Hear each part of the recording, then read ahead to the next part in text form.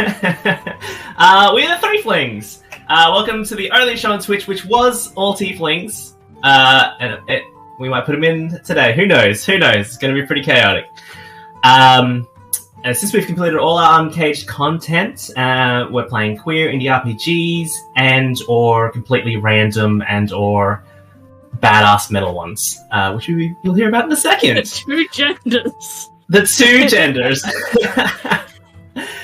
Today we're going to be playing some content from the Masticator Gate by a bit blurry by Skeleton Key Games, which is an adventure for Mork Borg, aforementioned rad heavy metal game. For those who don't know what Mork Borg is, it's a pitch black apocalyptic fantasy RPG about lost souls and fools seeking redemption, forgiveness, or the last remaining riches in a bleak and dying world. It's actually pretty badass, the book. If you like lots of art and being a bit confused what you're reading, oh no, it's just, you can see, there's colours and great stuff in it. I'm DW. Do we say where we're from, Twitter now, or is that later? I can't remember. I'm DW. And I'll be running the game today. First time on this Twitch channel, if you didn't figure. And who have we got today? Well, let's go with Jess. Hello, I'm Jess, and I am, today at least my first character, who may or may not live, is Buttons the Swimming Cat from Dethrone the Divine, which I played over on the Queer XP podcast. Buttons is actually the Cathpaloogue stuck inside the body of an internet famous cat. So wait a second. You're not playing a Mork Borg character, Jess? I was told not to. You're not playing Gutterborn Scum? I'm what? playing a divine being in the body of a depressed cat. So today, we're just gonna go buck wild. We're just running any character from any RPG, because I just thought that'd be funny. And I didn't realize how confusing and complicated it would be for me. So yeah, we've got... I'll let you introduce the other players and characters next. Zan. Hi, I'm Zan, and today I'm playing Boss, an awakened cat, and that I created for a Cats and Catacombs game. Boss. Cool. What's your character's name? Jess? I'm just gonna write this down. What's your character's name? Buttons, I believe it was. Oh, crap. Sorry, whenever Yes, I open... Buttons, but sometimes just as Bubbles. Yes, it is Buttons the Swimming Cat, but sometimes I say Bubbles because I have no brain, and whenever I open my character sheet, OBS gets mad and closes all of the cameras. Yeah. Oh, wow. Okay. Good times. And by the way, Boss did have a different name previously, but the first time that I introduced him as an NPC, one of the characters called him Boss, and he was like, "Oh no, you all may call me Boss now. I like that name." Boss move. Boss as in, like, I am the boss, or boss as in what the Kunari in Dragon Age call Boss people who Boss are is in dressed I am in the boss. Okay, cool. Because one of the dogs is like, "Sure thing, boss," and he was like, "Ooh, I like that. Boss. All of you dogs may call me boss." We're gonna put that in the prequel. It's already revealed. And Draz, last but not least, what are you playing today? Hi, I'm Draz. I'm playing Dara, a resident fighty tiefling. She has no magic, but that wouldn't stop her from starting trouble. Oh, so we do have a tiefling. I didn't even realize it, but Boss is basically Dante. So, maybe Boss's previous name was Dante, and it's now Boss. No, it's Boss. And to be clear, right. Dara is not Adara. She is Adara's biggest fan. But because Adara is a god...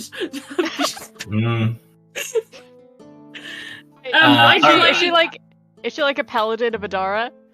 Basically, and that brings me to what system I'm using. I'm using Unbound, It is a game that uses cards. So I added that extra challenge to DW. And yeah, her core is devout. Her role, her role is brawler, and her trait is rage. So that's gonna be fun. Nice. Yeah, well, I'll quickly go over these systems. We've got what do we got? Dara, yeah, from Unbound, a universal rules-light role-playing game. It's card-based and puts the whole player group at the forefront of the world. In this case, one player of the group. At the mid-front, at the tertiary front of the world. We've got Jess's character, Buttons, is from Dethrone the Divine, a dice pool TTRPG for playing as gods, trying to overthrow the unjust gods that are ruining our world. And we got Boss from Cats and Catacombs, which is an animal adventures RPG, which is a 5th edition compatible RPG about adorable animal miniatures. Adorable animals that also come in the form of cool miniatures that have taken on the roles of different RPG classes. And who knows, maybe some Warhammer and vampire stuff too. We'll see how it goes. All right, let's kick into it. What do I do now? All right, let's read a little bit of a preamble from the Masticator Gate. Get a little vibe of the situation. I wish the focus showed the book well, but anyway. The shadow laid claim to the world, its will enforced by the vile court, but humanity sought light and pushed back against the shadow. The ensuing war nearly sundered the world, but the light overcame the darkness, and the vile court were imprisoned in a black oubliette where they were forgotten. Lovely, so things are all nice. Until Wait, in the darkness. Wait, there's a catch. Bet you wonder how I got here. Thank you for the self-reply. Hey! In the darkness, the vile court did not forget. And after countless millennia, the faintest light appeared in all that black. The light... I have to turn this book because the text is very squiggly. It follows a digestive tract. The light became a passage, Of course it does. and the demons, in their desperation, flooded into it. The route burned and corroded, crushed and constricted, chewed and mangled, and through the Masticator Gate, the surviving demons are now vomited back into the world from which they were banished. Oh my God, Reborn there's so many and bits. plotting. Remade and vengeful.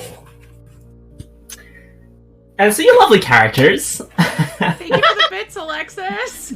Oh, Alexis bits. So you lovely three. We'll do a little bit of a previously on. You have arrived in a strange land together. Not really remembering how you got here. But you know. Would you say we awoke in a strange place? You awoke in a strange place. Do we have to roll for shoes? Oh, that'd be another good moment for the Skyrim meme. But yeah, it appears to be. Yeah. This world, unlike the worlds that you are both used to, seems to be pretty like a bit of a downer. You know, there's not a lot of like fantastical tieflings or magical humanoids. It's just people, mostly disgusting, ugly people, and they're really poor. Isekai. You get isekai. Reverse isekai. You awaken capitalism. So I'm gonna say you spend roughly a week, kind of, just getting yourselves together and finding, what semblance of community or township that you can find. We'll kick off. Do you want to tell me maybe what you could have done or what your character would do as soon as they wake up and join a party in a mysterious land. Are you trying to say this is Florida? Mysterious? Well, the first thing that my character would do in waking up in a strange land is to try Like to a find week. some minions. Oh, so Because if I'm alone, I need minions. I'm the boss, right? The boss. The boss.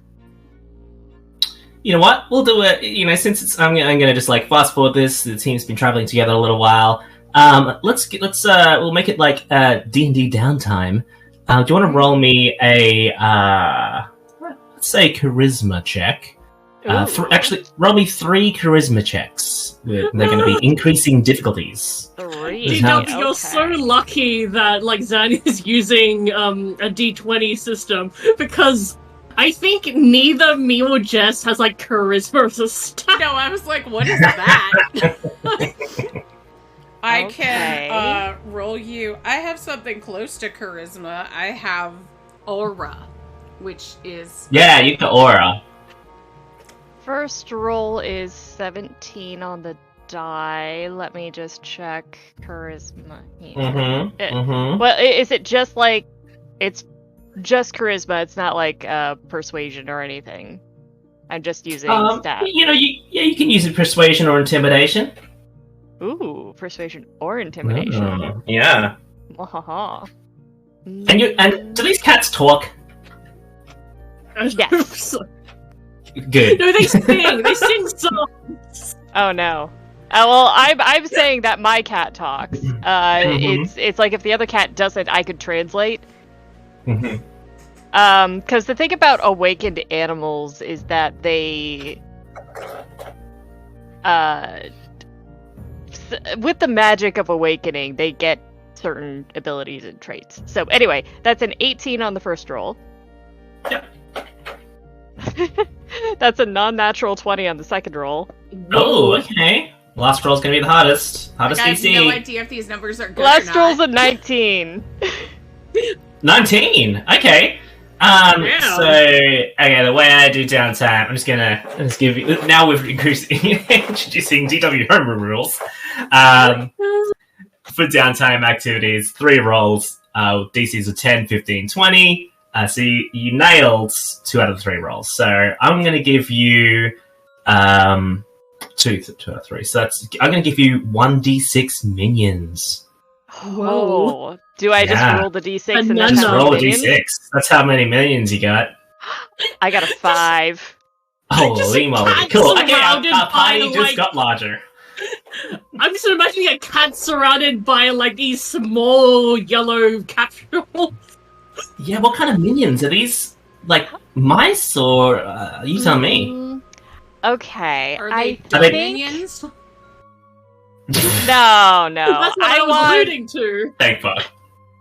Okay, they may not be the smartest, but I want fairly competent minions. Alright? Because having minions whose work I have to redo defeats the purpose of having minions. The work. I'm not going to talk about my work week. But, yeah, okay, but what are they? I think Literally. I'm using persuasions if I'm going for intelligence. Let's say... I was going to say a kind of bird, but I think we're just gonna avoid that because I just remembered. Let's not do that. No. So yeah, actually... Rats or... Oh, nice. I like rats. Squirrels? Ooh, squirrel. Okay. Squirrels can climb. I think I like that idea. Squirrels. Okay, you have 1d5 squirrels. Yeah. They are going to be extremely squishy. But, you know, they're squirrely. They're they can get out of oh, yeah. things. A reminder our content warnings. One Meat of the shields. things harm to Okay, animals. so we just got... we just unlocked a new content warning.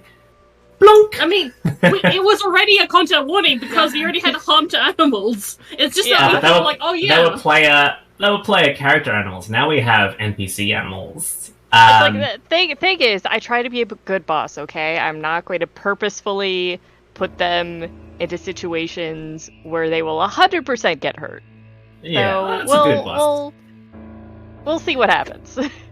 Okay, as you're roaming the land together, Do I have Buttons' mhm. human acolyte, Sandrine, who is there to basically attend to Buttons' needs and carries around the camera and things that is used to make Buttons famous on the internet? So Buttons isn't like a fantasy, old-time fantasy. Buttons is a modern fantasy character. Mm-hmm.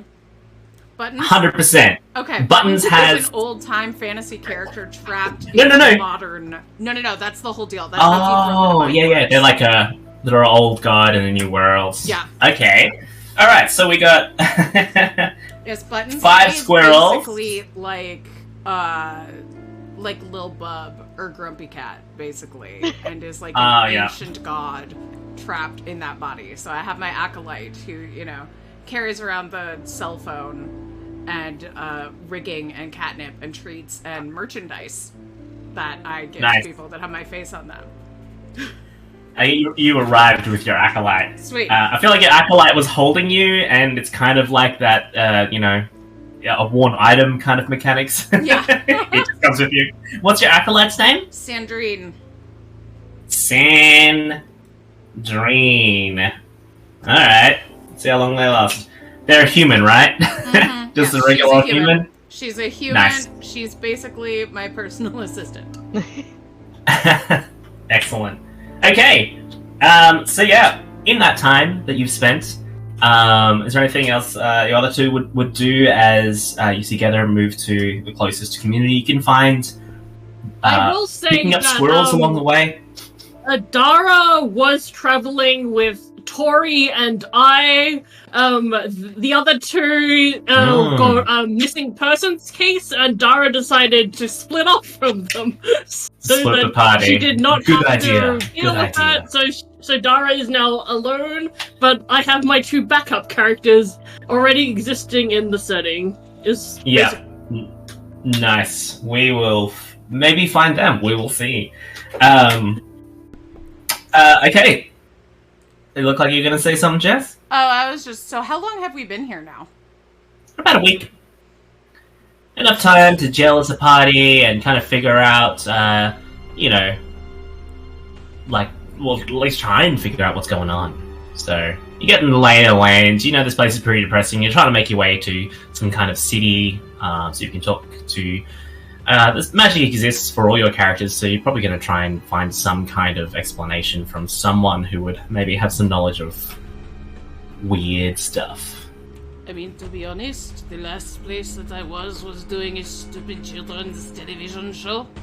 And then Dionysus came and tried to send us to a parallel dimension of parties. And we did stop that, but it makes somewhat sense that we are now here, where there are no parties. I believe this is curse from Dionysus. Nice. Yeah. Well, that's great because this is normal for you. Just been teleported to another land. Just another day in the life of Buttons. Listen to the Queer XP podcast for the backstory on Buttons and Dionysus. And here's Boss directing the squirrels to scout ahead, and then turning and going. So, parties. That's all you had to worry about back home. Oh, it was a party that was going to end the entire world. And, yes, it was a party for the end of the world, in fact. So, I attempted to eat this god. However, it is very difficult to eat an ancient being. As you say the end of the world, you hear a distant rumble and thunder. And we get to do what's called a misery in Mork Borg, because the world is in fact ending. Yeah. Ooh. What else is new? This is to be expected. Okay, let's see what's happening in this ending world. So, let me roll. First rolls of the game! No! Oh, you beat me to it. You beat me to it. This is not the first roll of the game. We've already done the downtime roll. Okay. Find this page. Okay, so we are reading from the Calendar of Necrobell, which is like a little passage with psalms. You can't see, it's very bright. Anyway, the psalm number and verse is your dice roll, which is pretty cool. Okay, so what have we got? I got a 1 and a 4. During this time that you've been traveling together, amassing squirrels, I'm going to read out a little psalm. Psalm 1, verse 4 of the Calendar of Necrobell. And the depths of the underworld shall bring forth flying spectres and crawling beasts. In their passing, the worm grows fat, the vulture weary. So, yes, there's so many squirrels where you didn't think there was going to be squirrels. There's beasts, but there's also a lot of dark, winged, evil-looking, unnatural creatures that are in environments where they shouldn't be. You know, it's like a nice environment where there shouldn't be an evil, unnatural, dark creature. But you're seeing them. But this is fun, considering we, just basically a week ago, came here, because we have no idea what is, considered what is normal. Yeah. So it's I guess these seem to fit into this world. They don't seem out of place, Okay. so, But I'm seeing a dark flying creature that could be dangerous. Should Every now and then. Should I try Well, hunting one of them to see if I could take one down, see if I can find out something more about them? Every now and then you do see over the skies flying specters, so just what seems to be transparent wraith-like things just screaming hundreds of meters away, just Okay, through the so forest. nothing I can get to. They don't come down at all. They're just flying. Not yet. We might do a travel roll. But that's all the downtime stuff we got there. The first town that you visit is called Bleakmill. After traveling for about a week of through the forest, picking up rations, meeting the odd stranger on the road, and asking them what the hell's going on, they seem very confused by you. One sees Dara and Dara's horns and just runs screaming. And then of course there's also the talking. There's also the talking cat. I get that a lot. Oh yeah, and the talking cats. Yeah. And they think there's something definitely wrong is going on here. You find the odd merchant that is just looks at you. His talking cat sees a demonic-looking person and goes, "So I feel like this person has seen some weird stuff happening." But the town of Bleakmill. Here we go. Bleakmill is a grim riverside town consisting of less than a dozen crumbling buildings. It is dominated by the mill itself, a colossal structure dedicated to shelling and grinding the grain for local farms. But a gloom has descended on the region, perhaps the world. Crops are not what they used to be. Well, maybe, you didn't know what they used to be, so they just look like shitty crops. Crops exist. Yeah, you're like, well, these farmers aren't no good.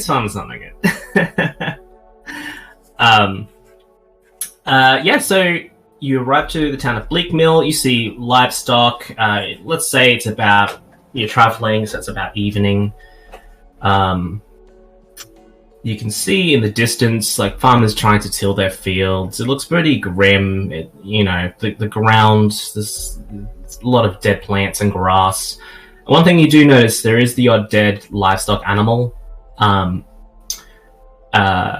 which is just there rotting and bloating, but there is nothing seems to be actually feeding on these dead creatures. From the psalm, things are just left out to rot, and they're not being decomposed by natural order. This is absolute waste. These people are killing these creatures and not even eating them. Clearly they are in need. That's like cats! Clearly they are in need of a new ruler, perhaps a new divine.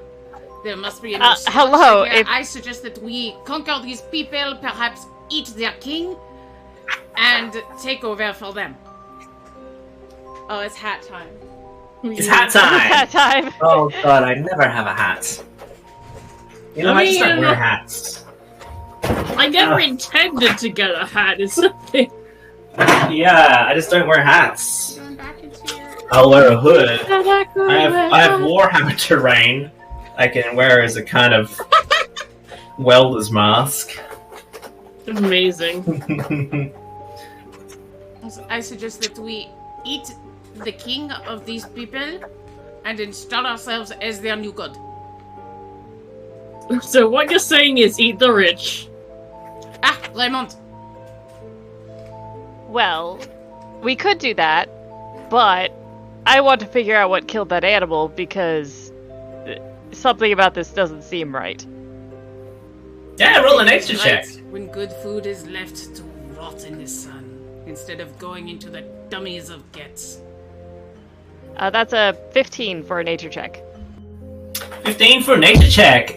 You inspect the creature, and well, technically it's an object in D&D rules. You inspect the corpse of a cow. It looks like there's content warning for gross bug stuff or lack thereof. There's no gross bug stuff. There's no maggots. There's no flies on it. No ants. And you do find some ants. And other creatures that would tend to complete the circle of life. Normally, anyway. Normally. They're just not interested. They're just fine doing their ant things. Flies are more interested in sitting on poo and chatting with each other. Yeah, no, this is wrong. As flies very, do. very wrong. Something is definitely off with the order of the world. Yeah, Or maybe this is how things are always here. The thing is, if this is the way things are supposed to be, then other things happening around would be as they're supposed to be. This is something off. We should Putting. It's like, okay, so here's the thing. We've been getting these reactions from people where they run screaming from us. I mean, I'm a black that's normal cat. for me. I'm a black cat, I kinda get it, but it doesn't seem to happen until I talk. No, So- it happens when my fans see me. They are like, "Oh, Buttons! You shot in the nettoyage!" They're so excited because I am the cat and I swim and then they run away. Sometimes they hit me with spray bottle and I go, "Oh!" That means they don't like you. That means they're not fans. But they are in fear of my terrible claws. I will devour them when they're dead. So they give me worship and cats me. Sure, let's go with that. Anyway, as I was saying, what I plan to do... Sorry, what is Sandrine's deal? What do they like?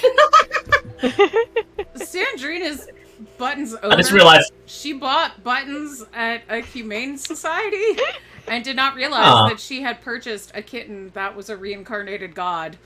And was like, my cat likes to swim. I'm going to put my cat on the internet. And it was like, oh, my cat likes to talk. And now Sandrine is my first worshiper.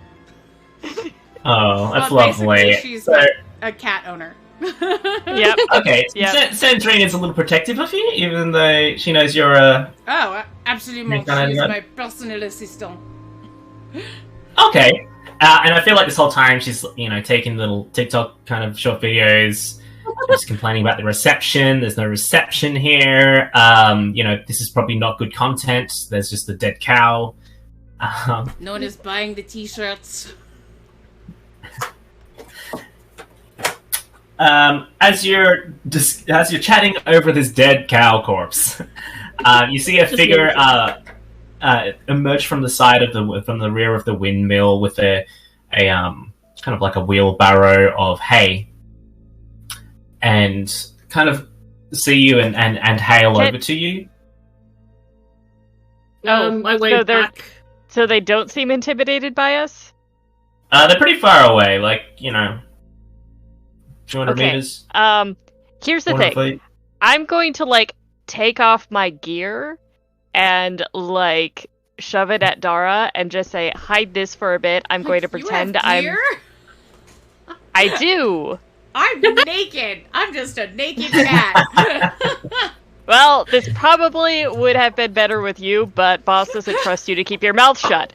So, Boss is just like, I'm going to pretend I'm a regular cat. Yeah, sure. And I'm just going to wander around and listen in on things and see if I can figure out what's going on in this town. Yeah, I'll go do that. I'll go talk to this person.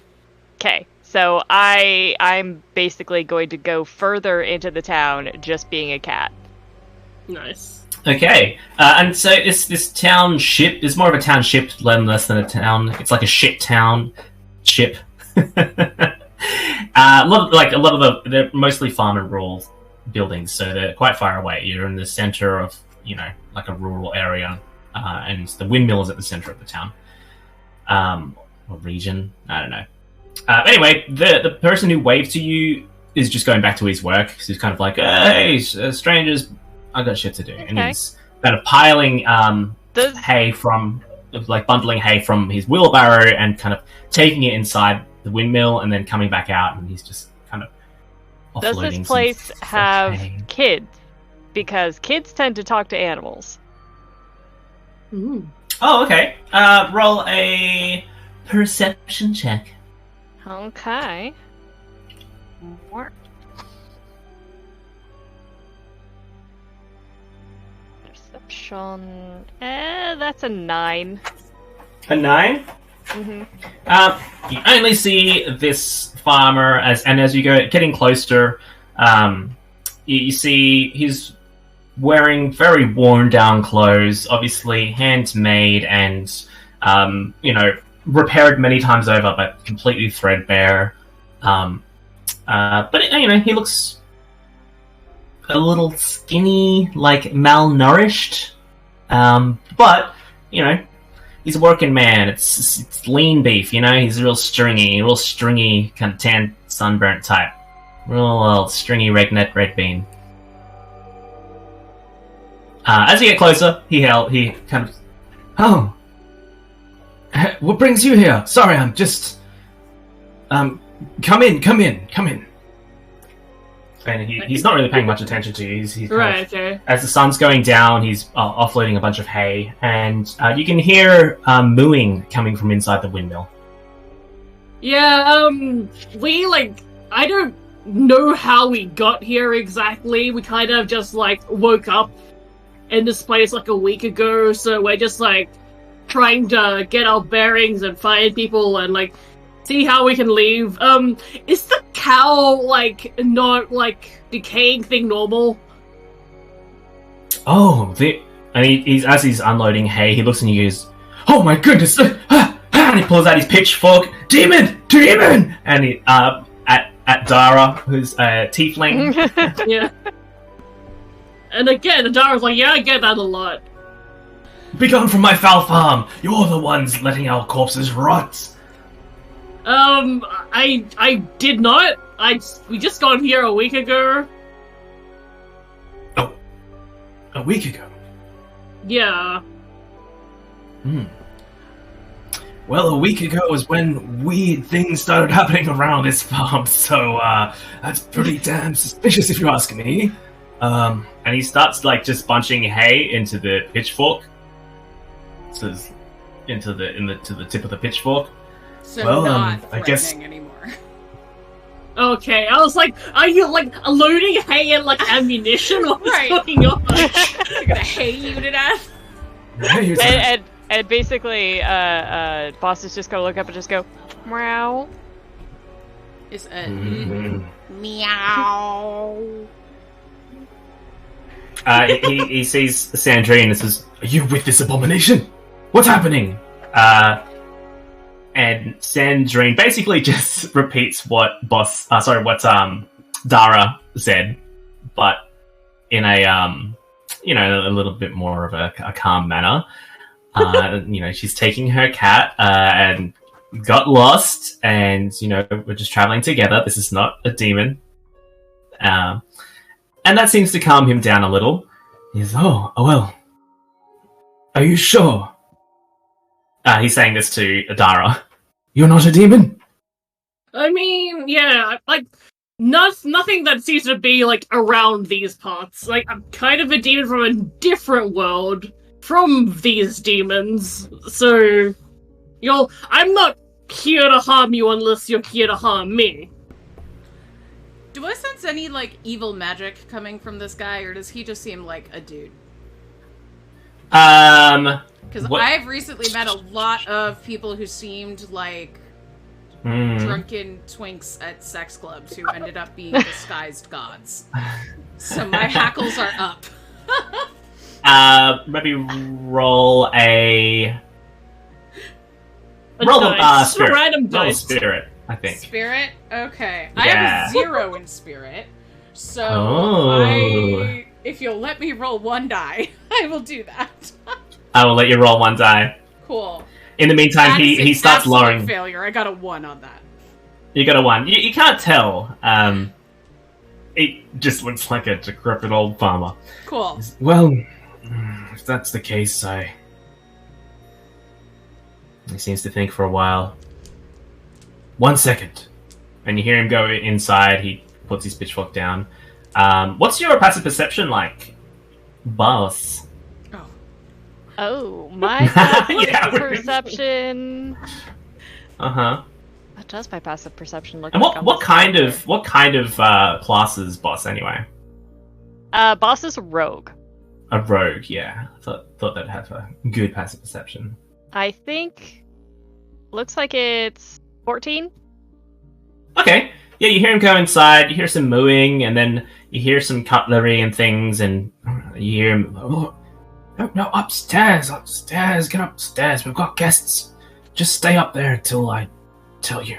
And then you hear kids giggling, and then he seems like, no, honey, it's fine. These seem like good people and some cute cats. And and then he comes, after a while, he comes back, it's, please come in, my family are tired, I just sent them to bed. And he's obviously, like, protecting them to some degree. Well, I am definitely going to sneak my way upstairs. Okay. And then he goes... Did you say shirt? I could use one, actually, as you can see. And he, like, looks down, you see his, like, old tunic is, it's threadbare and muddy. Unfortunately, we don't have a lot of coin here. We tend to trade with each other. What resources we have, and lately there's been a blight. Nothing's good. Anyway, come inside. I can feed you with what I have. This is but our home as well as our barn. And he leads you inside, and inside is just a rotund area, circular. On one side is a pen with about 4 cows in there, and he's been loading hay. Buttons is going, because that is where cream is, and I'm just going to keep on those cows. He's been loading hay into like a feeder for the night, and you can see there's a couple of amenities, but it looks there's a stairway that leads upstairs, and that seems to be where probably the actual beds and things are. But there is a few stools and like a small kind of wooden pew that's converted into a comfy couch. Please, my wife has just made some dinner. We have some leftovers. Unfortunately, it's just meal grain soup broth. It's not a lot. And he goes over and gives you 3 small cups. It's like a cloudy, milky, watery thing. But please join me. Take a seat. And he pulls some barrels over. I'm going to pretend to drink the broth, but as soon as eyes are off me, I'm going upstairs. Okay. I'm gonna take 1 sip of the broth, just hesitantly. It tastes like wheat grain mixed with dirty water, and some salt, and maybe there was one vegetable that's been boiled to shit, and it's just kind of like a potato that's made it kind of cloudy, and some kind of sour milk just squirted in there. Oh. So it's got some nutrition. It's better. See, here's the thing. I would hate this. I think Dara thinks this is like a really shitty protein shake. So she's more fine with it than I would be. So Dara oh my god, I'm roughing it. Like the real Dara. Yeah, Sandrine is just politely there, just like looking at you, going like, ugh. And you're on the cows. Yeah. So Buttons definitely looked at that bowl, sniffed it, and then did the like scoot, slap it off the table, and then ran and leapt on top of a cow. Nice. And while he goes, like, it's important to him because he has not much food or stuff. Yeah, so but he goes, and he kind of very sadly, convincing normal cat behavior though. Yeah, 100%. And he starts like trying to get what's left in the cup and put it back in into the pot that's on the like simple stove, which gives you boss enough time to scramble up upstairs. If you want to roll a stealth check. I'd love to roll a stealth check.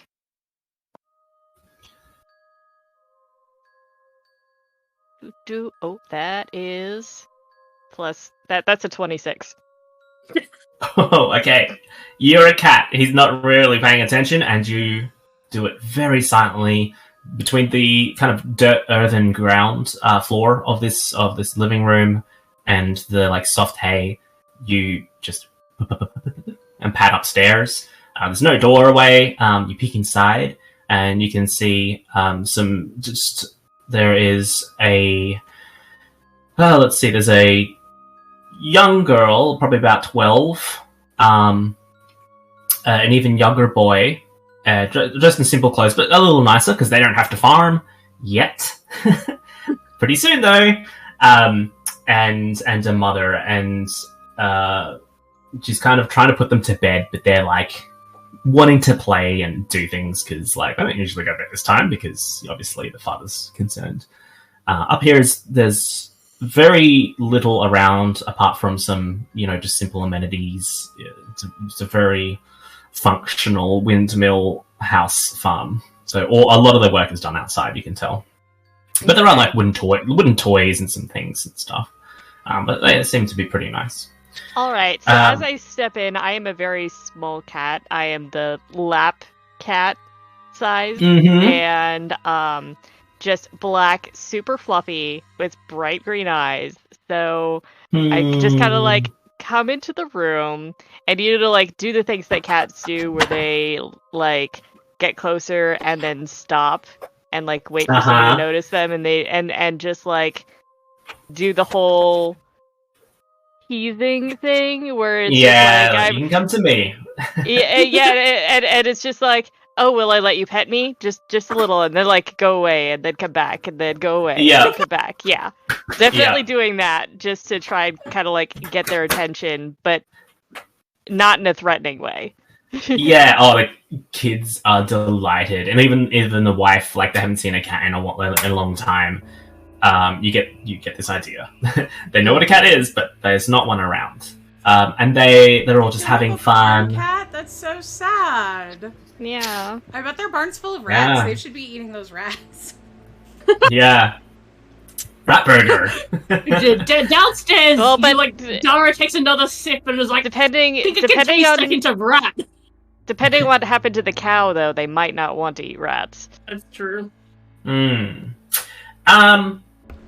Are they feeding rats to the cow? Wait, I'm confused. No. I meant like if the cow died of a disease, I see. Sorry. Then the last thing you want to do is eat the rats. Right, that's legit.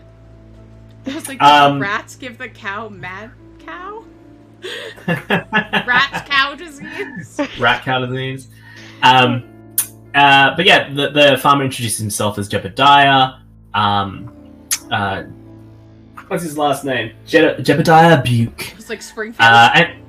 And he talks about that when just resources are so bad, the animals have been malnourished. which means they're getting sick easily. There's disease rife throughout the lands from bad, just bad grass, bad hay. And when animals die, they tend to just kind of decompose perpetually. Nothing's eating them. There's just rotting corpses left. So they started burying them at one stage, and now they're just like, they don't have the manpower or energy to farm and bury dead things constantly, because it's a lot of digging for a big cow. How long has this been going on? Because, about a week.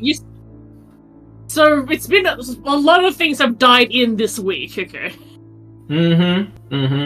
Okay.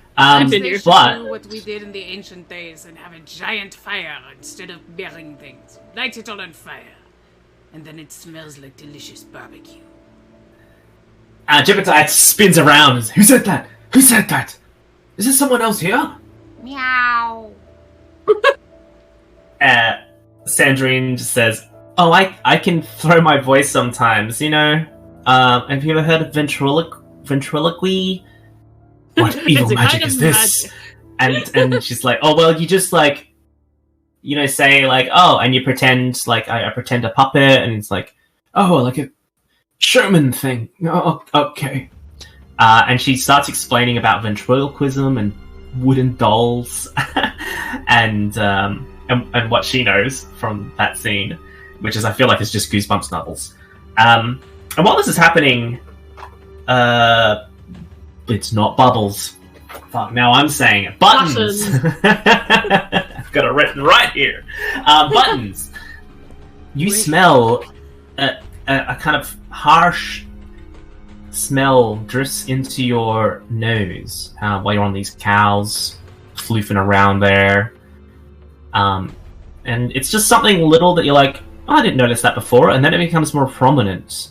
And it's a smell you probably recognize in your travels, the smell of sulfur, the indistinguishable smell of heavy sulfur that's drifting in from somewhere. Oh, I dislike this. Can I get you to roll a spirit? Yes, my worst stat. I thought your spirit would be good, you're a god! Yep, but spirit is the cast. You're right, it's the casting magic, but also the sensing magic. And I was like, I'm a warrior. I'm putting a 0 in spirit. Much respect. Oh, that is not a success. Nope, I failed. That's 3. Okay. In that case, the cow you're on goes, you feel a rumble, and it goes, it sounds like it's in pain before, and then you hear a tearing, ripping, exploding sound, and then all goes a little nuts. The cow twists in on itself, backwards, limbs crunching and cracking. You get thrown off. The other cows just start stampeding into the edges of the pen. Jebediah screams and runs and grabs a machete off the wall. He's not screaming anything. He's just straight up screaming. Yeah. This is not normal to him. Okay, so this isn't how all the having a good time. Yeah, and normally would roll for initiative. Mork Borg has a initiative roll where it's enemies go first or players go first. So let's kick it off. Oh, actually, I was going to flip a yes/no coin, but let's wait it. Let's use the dice because we've got a rogue in our midst. What's your initiative? Well, my dexterity is. Oh. Yeah, your dexterity mod. Should I roll and then? Can we just just what is the modifier? DW being like, I don't want you to have to make Mork Borg characters. Just send me a character from any system, and I will learn 4 systems. Wait, have 2 backup characters, so I will learn 9 systems. I mean, that's why I decided, because I'm being mean to DW by making them learn a card-based system, so all of my characters are from Unbound. That's my nice. Yeah, that was very nice. What's your initiative modifier? Initiative is +3. I don't have one. It's +3. Yeah. Oh no, this is just for the rogue. Just because I was like, normally it's a 50-50 chance, but I'm gonna weight it. So we'll say normally it would be 1 to 10 is the party, but we'll give a +3, so 1 to 13 is a Ooh. party. And I will roll. It's got a 10. Look at that. So players go first. You can go in any order. Nice. You can discuss what you want to do. So there are demonic cows here, correct? Well, at least one, as this has just hit the fan, you turn as you land on all fours because you're a cat. You got thrown in the air. Yep. And what you see is what looks like someone just twisted that cow up all good and bad and proper. Its flesh is mangled but whole, but almost misplaced, like someone... Like the cow was plasticine, and someone just like blah, blah, blah, blah, blah, blah, blah, and twisted it around, and then that's just how it is now. And as you see, it's kind of writhing of tendrils of flesh, oddly placed limbs, and hooves just kicking a head that's kind of protruding out near the ground. You gaze up upon its head, and the Masticator gate has a endless demon deck. So let me shuffle that. Okay. I guess I should put on the combat music, huh? Oh yeah, I took some combat music on. Don't you mean cowbat? Cowbat music! Hate you. Thank you, Lucas. Oh, okay, let me see. Oh, hydrate. Thank you for the hydrate. Thank you for the hydrate! 3! Alright, Okay. so we got the Grim card. Oh, is it a dog? Oh, 5! Jesus It's kind of Christ. like definitely like a canine, like a Groose predator is head. Amy. It looks kind of like a wolf, doggish wolf head, in a, but that, you can't really, oh, damn it, blur, I'm gonna turn that blur off for a second. So you don't have to see my 3D printers and... You know what? If I could show my And things messy in the office, background. you can show your background. Oh no. It's a disaster. So yeah, it comes with you shuffle the deck, and that's what its head is. So we've got this Oh, that's kind so of fun. predator head on this kind of twisted cow body, and yeah, we kick off. It is the Grim, and the different cards come with different like abilities and stats and stuff. So it's a little bit random, a little bit chaotic. Cool. So it's a Little Grim bit wretch. quirky. So I think the first thing that I will do I see that demon? Yeah, 100%. Okay, then fuck this stealth pretending to be a cat thing. I'm going to transform into my true shape, which A is, cat Oh. 2019. which is exactly what I look like, only 10 feet tall. And with a pack of abs. And claw. No, stop it. 10 feet tall. 10 feet tall. And with claws of iron. And Oh, I'm wow. gonna roar at that demon. Hey. Okay. Yes. Yeah, Is it walking time? it's more. It's Morkin time! Do you remember when we played Mork Borg with random characters and DW said it's Morkin time and the cow lost it? I can be 8 feet tall if that's easier for you. Just a big Oh no, it doesn't cat. matter. You're a massive. You are exactly how many feet tall you said. And does the roar do anything? I would like to scare that demon and maybe Okay. hit them with my big claws. Alright, go for it. So, we both roll, is that correct? For this is just I roll and you tell me if I hit, basically. Tell me if I Oh, that's right, do you it. got a dice pool. Yep, okay. So, do you want me to just scare them? You roar at them, or can I roar an attack? You tell me. You're in charge. Either of what do you want to do for your character, you roll, and I will check its DC. Cool. Okay, Well, so CR. I'm adding impulsive to Mhm. this Mm-hmm. because that is me.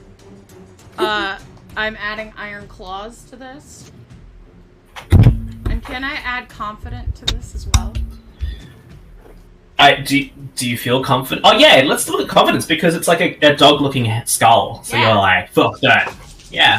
Confidently aggressive. Stretch! Thank you for the stretch. Oh wow, that was. Oh yeah, thank you. Okay. Stretch! So, 1, 2.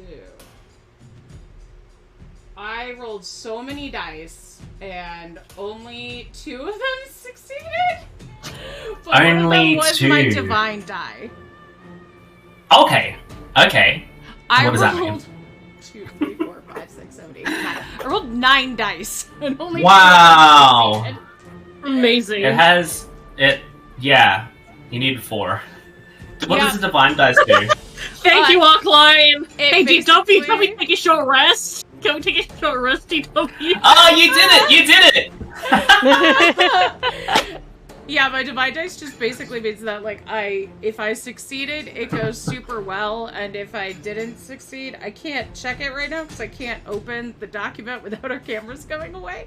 Oh yeah. It means I think that it makes the problem worse. But my divine, oh no, if I failed with the divine, my divine dice did succeed, but I still failed on the thing. So I think I have Okay, made the so it's just problem the- worse. Okay. In that case, you as you get flipped off, landing on 4, see this entity, you grow large and into your true form, and you lean back and roar, and as you do, like your true form, it's kind of tight in there.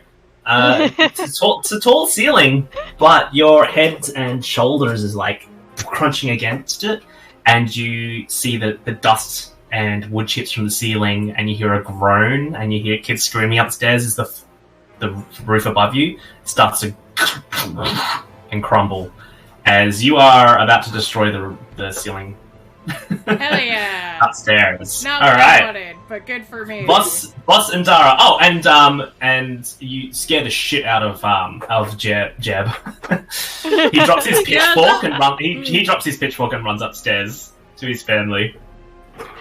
Well- 2 of you see the ceiling start to, it's cracking like it's gonna crumble any second.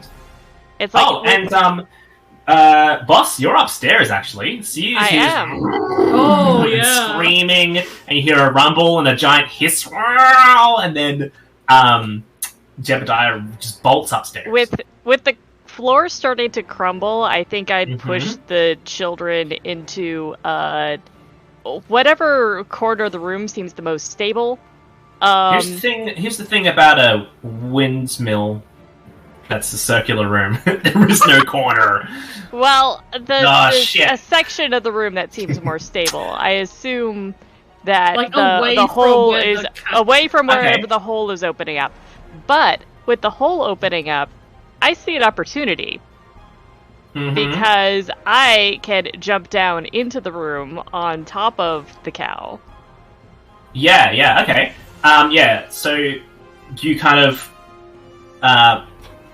try and usher them into the center of the room, which has got the windmill, I guess, what is it, a crankshaft? I don't know, like the pole that turns the windmill, so it's Yeah, got like a base to it. So they stand on that, so if the wooden floor breaks, they're at least standing on that piece of metal and wood. Okay, so that's There. the most stable part of the room. Yeah, well, It is, yeah. and then I'm going to Jump down through the hole. I'm gonna jump down, and because this is unexpected, as well as being within 5 feet of an ally, I gain sneak attack on this attack if it hits. Okay, yeah. Roll to hit. Okay. Let's see what this creature is. It has. It's like Okay. considering this is an ambush attack, do I get advantage on this roll? I think I do. If it counts as an ambush, yeah. Yeah, okay. Kind of like a So, surprise, yeah. surprise attack. Okay, sure.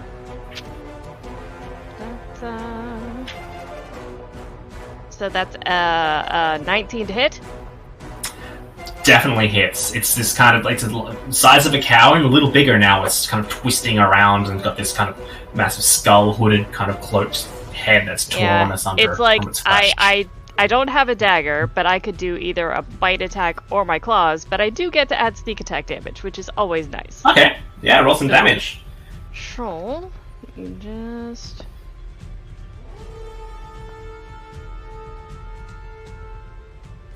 That'll be 12 points of damage. Okay, 12 points.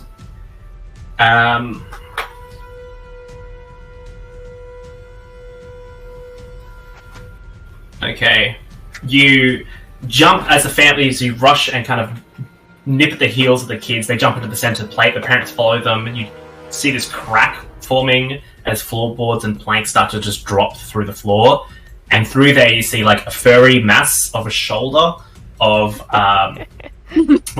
this true form of buttons. Furry. And then you jump down onto the shoulder, slide down its kind of arm, leg, paw, whatever you. I feel like it's leg. It's a front leg, and then you do your sneak attack with your claws on this on this grim wretch, as it's kind of still kind of forming into its own and kind of emerging from this cow corpse.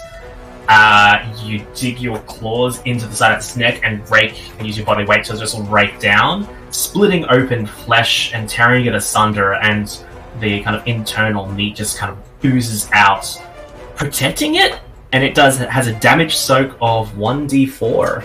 This cow. Question, 4. DW. So How... I do want to point out to DW that, like, my damage range is roughly 1 to 4, unless I, like, do special stuff. yeah, we'll figure it out. Okay, so as you claw down the back, you see this the meat and flesh tear, and it seems the demon skull does not react much, but because it is a kind of pushing and pulling and twisting out of this cow's corpse, it does kind of almost pull itself apart. So of the whole entity, yeah, you've done a bit of a chunk of damage, but the flesh and meat itself is protecting its core. Yeah, so it has a damage soak. What is it called? It's called... That my tweet about tonight's adventure has been flagged as sensitive content for use of the word masticator. Nice. Amazing. Yeah, so it soaks some damage with its twisted cow flesh, as according to the stats. Twitter. Yeah. The dumpster fire just keeps on burning. And Dara. Hello. This unfolds. I, ready my fists, and my 2 actions for my turn are move and, God, where's my character sheet? It's basically an attack. Yeah. Melee. Yeah, a strike is the word. Move and strike. I draw 2 cards from my deck. They are the Ace of Hearts and the 4 of Clubs. I'm going to say that I'm using the Ace of Hearts as my strike roll. Because of my proficiency, I treat that as a 10. But it also... Yeah, but I also take 1 point of stamina damage. Okay, cool. So this is probably a troop's worth. Okay, I pulled a 5. So that's a success. I succeed. Because of my trait Bring It On, when I use a red card to make a strike, inflict +1 damage. Cool. So that means that oh, God. Now look at the damage rolls. Because I used hearts, I would have rolled 2 damage. I roll 3. I get 3 damage. You get 3. Okay. Yeah. So that is basically, in Mork Borg terms, about a 5 or 6. Let's round it up and say 6 damage. All right. So Dara rushes in. Do you have to do a challenge for movement? If the ground between my initial location and the location I'm going is challenging. If it's not challenging, you don't. Yeah, I would say it is because there's a fence and there's cows trying to stampede out. So that I'll pull a card for the challenge, and I got a Pinup Batgirl 10. Okay, so I'm gonna say you do it. Okay. But you do take The stamina you damage. do take damage. Yeah. Okay. Yeah. So there'd be 3. Okay. As you hurl over the fence, get knocked back by a cow, and Did you it say just throws 3 stamina damage? Yeah, 3 stamina. Okay. So I am at 2 stamina already? You get knocked back into the fence, and you take that damage, but at least you're inside the fence now, and then you rush forward, and was that a sword attack? What are you attacking right there? It's, Dara uses her fists. That's what differentiates You're just gonna run in there and just sock this demon in the head, and with your roll you do, and you just like lean into that thing as it's like recoiling back from getting its flesh torn open from a cat. You can see it's starting to peel, or the flesh around it's starting to peel open, and you can see a skeletal demonic entity coming out, and you just careen right into its rib cage that's exposed, and you see a little glowing light, and you just punch and shatter right through it. Nice. And as you withdraw your fist, you hear this scream as the creature didn't even get to have its go. As you kill it, it died. Yeah, Hell yeah. yeah. That was a really big attack from fair. boss. Yeah, sneak attack. Sneak attack is huge. always Always clutch, especially at lower levels. Yeah, and I even nerfed that for Mork Borg. But yeah, you smash through its ribcage, pull your fist out, and you feel a hot heat on your hand as it kind of twitches and shudders, and the cow flesh kind of starts peeling apart and erupting and smoking and steaming in hot heat. And the skull begins to erupt into flame as it screams an animalistic, demonic scream. And as it does, the character landing the killing blow to this demon suffers D6 damage as their head becomes desiccated.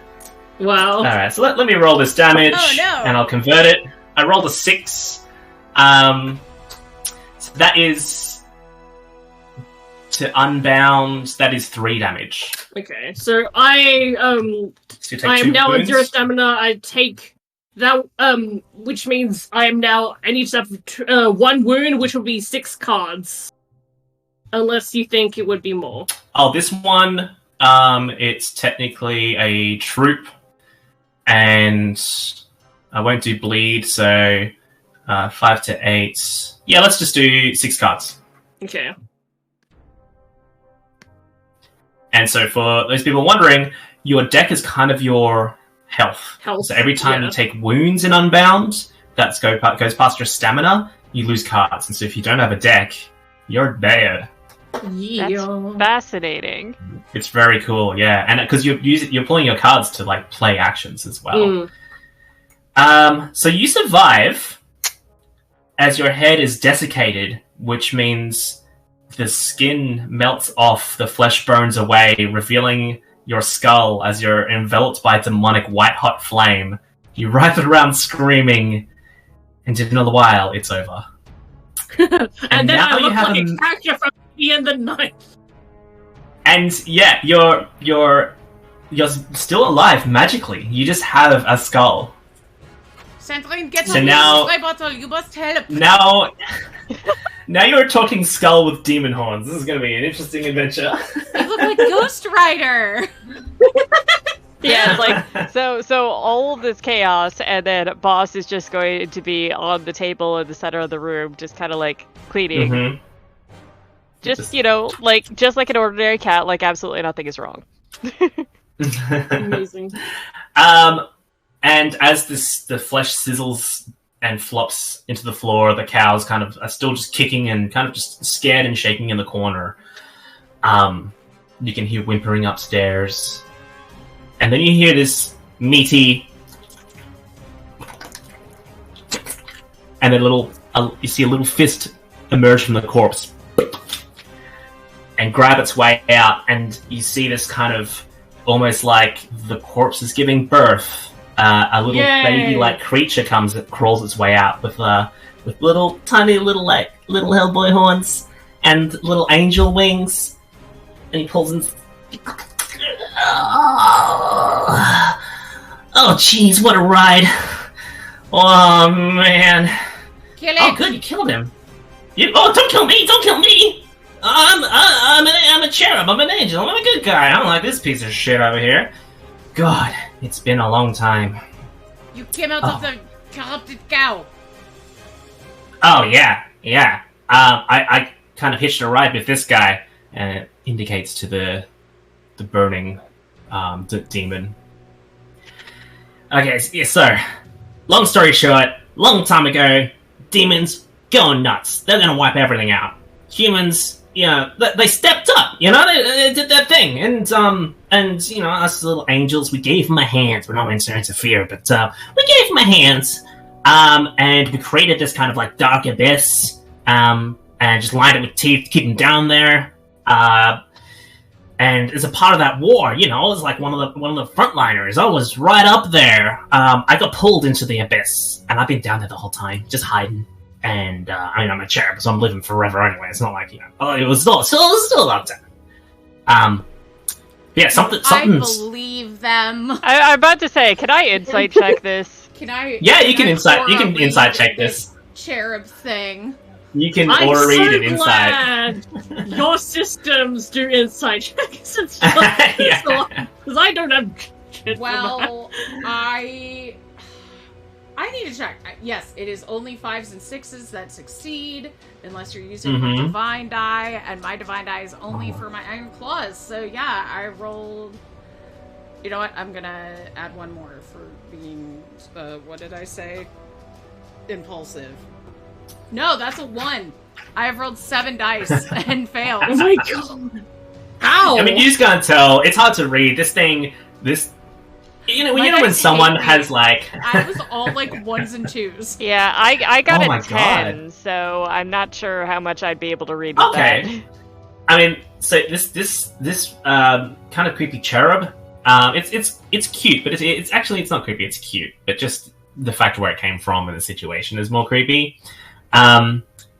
It's like someone who's been at a job they hate all day or all week, and they finally got to catch up with like a friend or an acquaintance, and they're just like, blah, blah, blah, blah. They're not trying to hide anything. DW. You can. that. Okay. Hello. And they are just, they're just laying it all out. It seems that they're very authentic. And he's like, but anyway, I'm meeting a bunch of other cherubs. We got pulled down into this black abyss. Been down there for a long time, avoiding these things. I didn't get chopped up on the way down. A bunch of these demons did.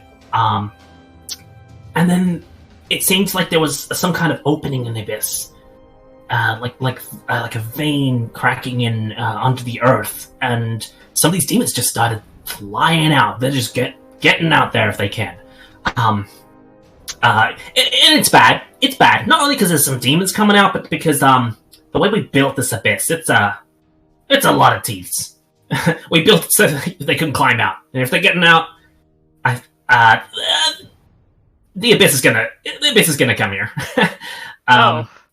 Yeah. So if we can somehow catch or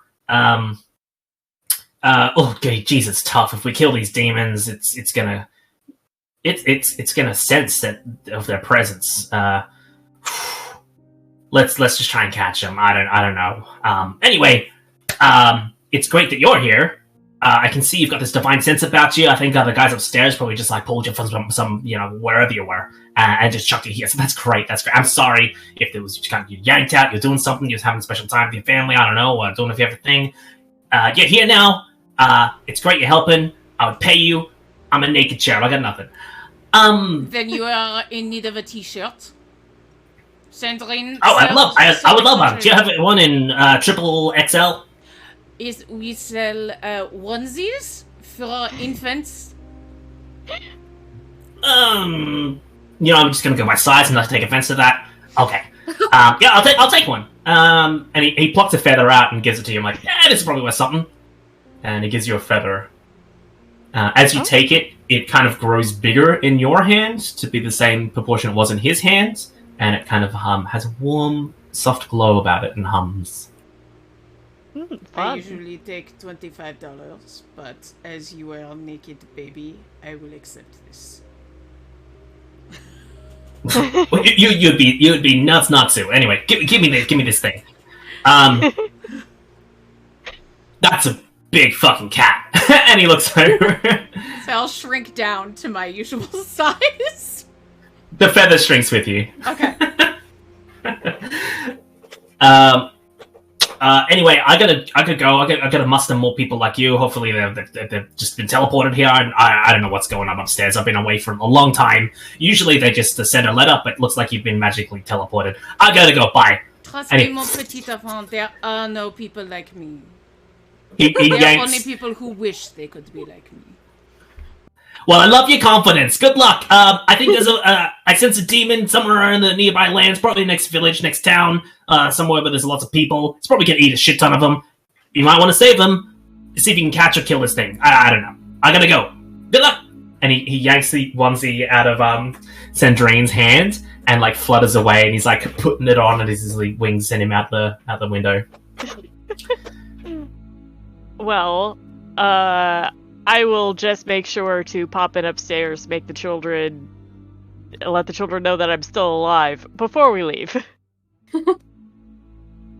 You can hear them whimpering, but you see Jebediah's face like comically like poke out upside down.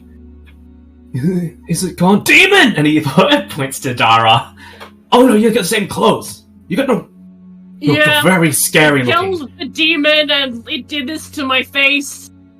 I'm assuming you don't know. You have a way to deal with that. He just cringes, and his wife pops her face down.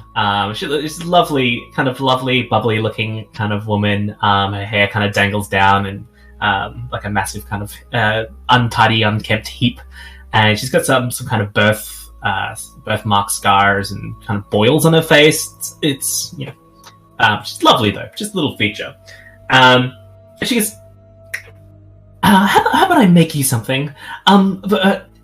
We might already have an all-weather hood. That might be nice. Would you like a little mask, like a little face mask, like you're one of those royal assassin types?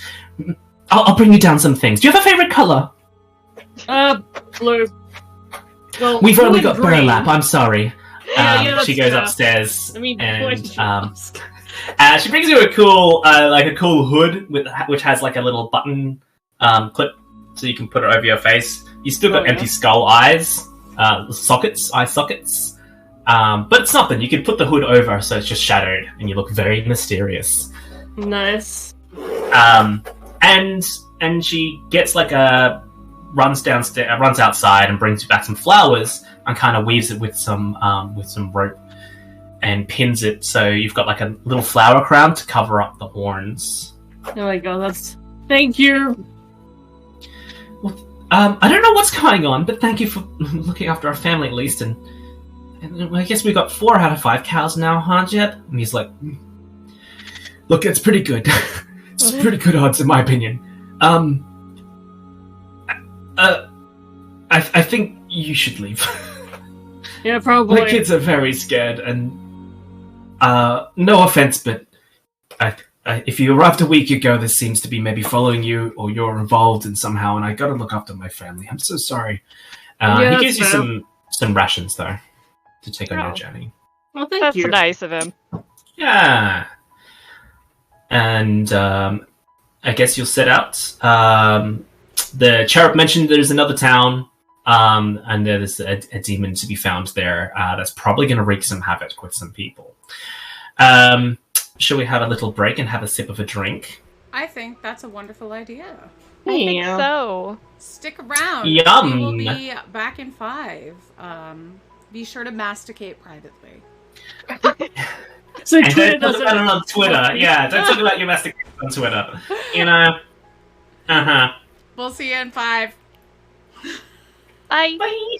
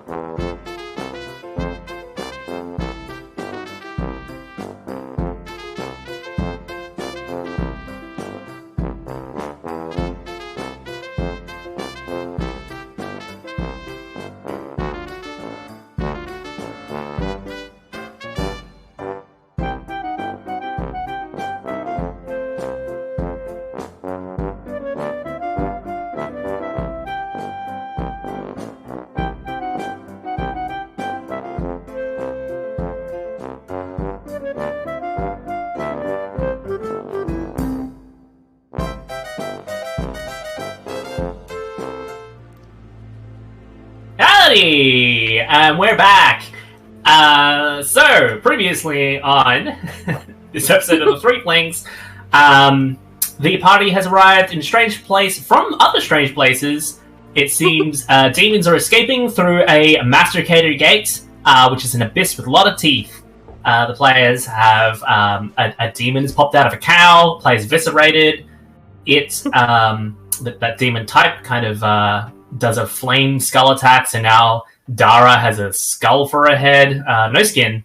Still magic, so you can talk, so that's nice, and eat. You can really see Dara's sharp teeth now.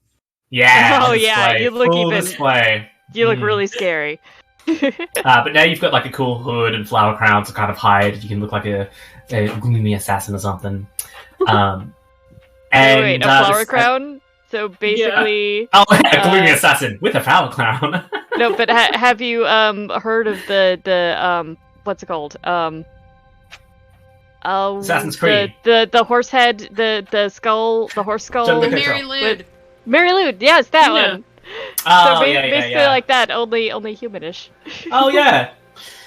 And a creepy little cherub that appears to be fighting or have fought the demons has been teleported up and is basically trying to find any adventurers that have been summoned to this world to stop them, and sends you to to find the nearest by town because there's a demon presence nearby there too. And the tough subject of, he said, if they get killed, their essence, like their dying essence, may summon the Masticator gate back, which is going to be a bad time for all. So if you can, so if we can capture the demon or something, it's probably also better for us so we don't just all instantly lose our heads. I'm really glad because I actually have an item that would be really great for this. If you have a Pokeball. I have a trap ball of yarn. Cool. That's basically a Pokeball. That's great. Basically, only it's yarn. Okay, so as you leave the township of Bleakmill, and leaving Jeb and his family to kind of recover and fix their windmill back up from almost crumbling, you can reset your characters. It's like a short rest or a long rest even as you go, and make your way to following the main path to the next town.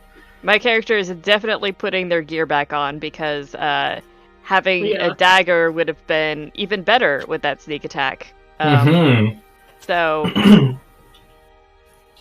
okay, so the next town, you follow the signs. The closest town is about couple of days travel away, and it's called Underfork. It's when you drop your fork under the table. It's called Underfork. And during that time, we'll do two things. Can I get someone to roll me a d6 for overland travel? My dice cannot do well on a roll, so that was a 2. That's a 2. Here. Okay. As you're traveling, come here. Don't walk on the keyboard. I'm gonna get everybody. Well, okay. Systems. All right. Jess, can you roll maybe a might test? Yeah. And Zan, can I get you to roll a Constitution? Ooh. And Draz, let's see. Should I just draw a card and we'll see what happens? We'll draw a card and see what happens, unless you've got something that's like Constitution based. Yeah, we don't have no. Like anything for. I thought you might have something for. Can I add anything to this roll? Is this related to my domains of violence or water, or being impulsive in any way? It is not. Okay, cool. So just the 3. Yep. Oh, and that's 2 successes! Ha! Whoa! Congrats, Jess. Jess, I got a jack. Oh, okay, you beat me because I got an 8 of clubs. Okay. I rolled an 11. An 11. Everybody fails. Oh god. Yeah. As you travel for a few days, I finally succeeded. I finally got 6s on a roll and I still failed. Not enough. Not enough, unfortunately. You missed by 1. Oh my god. Sorry. Okay, let's convert that. Zan, you take 6 damage of poison. Wow. Draz, you lose 8 cards. Alright. Yeah, bypasses your stamina. Oh, well, we're not in combat, so I don't have stamina up anyway. Oh, you don't have stamina. Okay, you lose 8 cards. Oh, yeah, stamina's only a combat thing. And, Jess, your character, dethroned. Be health or resolve. Okay, it'll be health. Okay. You take 5. Ooh, that's almost all of it. Oh no! As you spending time to just sit down and relax and eat as you kind of gain your energy back from traveling, the food that you have in your rations and supplies has spoiled as you taste the bitterness. It's become poison, as with fruit of this land. Oh, that is not good. Yeah. That's an overland travel. And as you travel, you see the land itself is looks worse for wear. Like you can see patches of things that look like they've died and withered. So it's definitely something like a blight, and is taking over trees. It's poisoning and decaying food, not water. If it was water, I would have given it to you. Jess.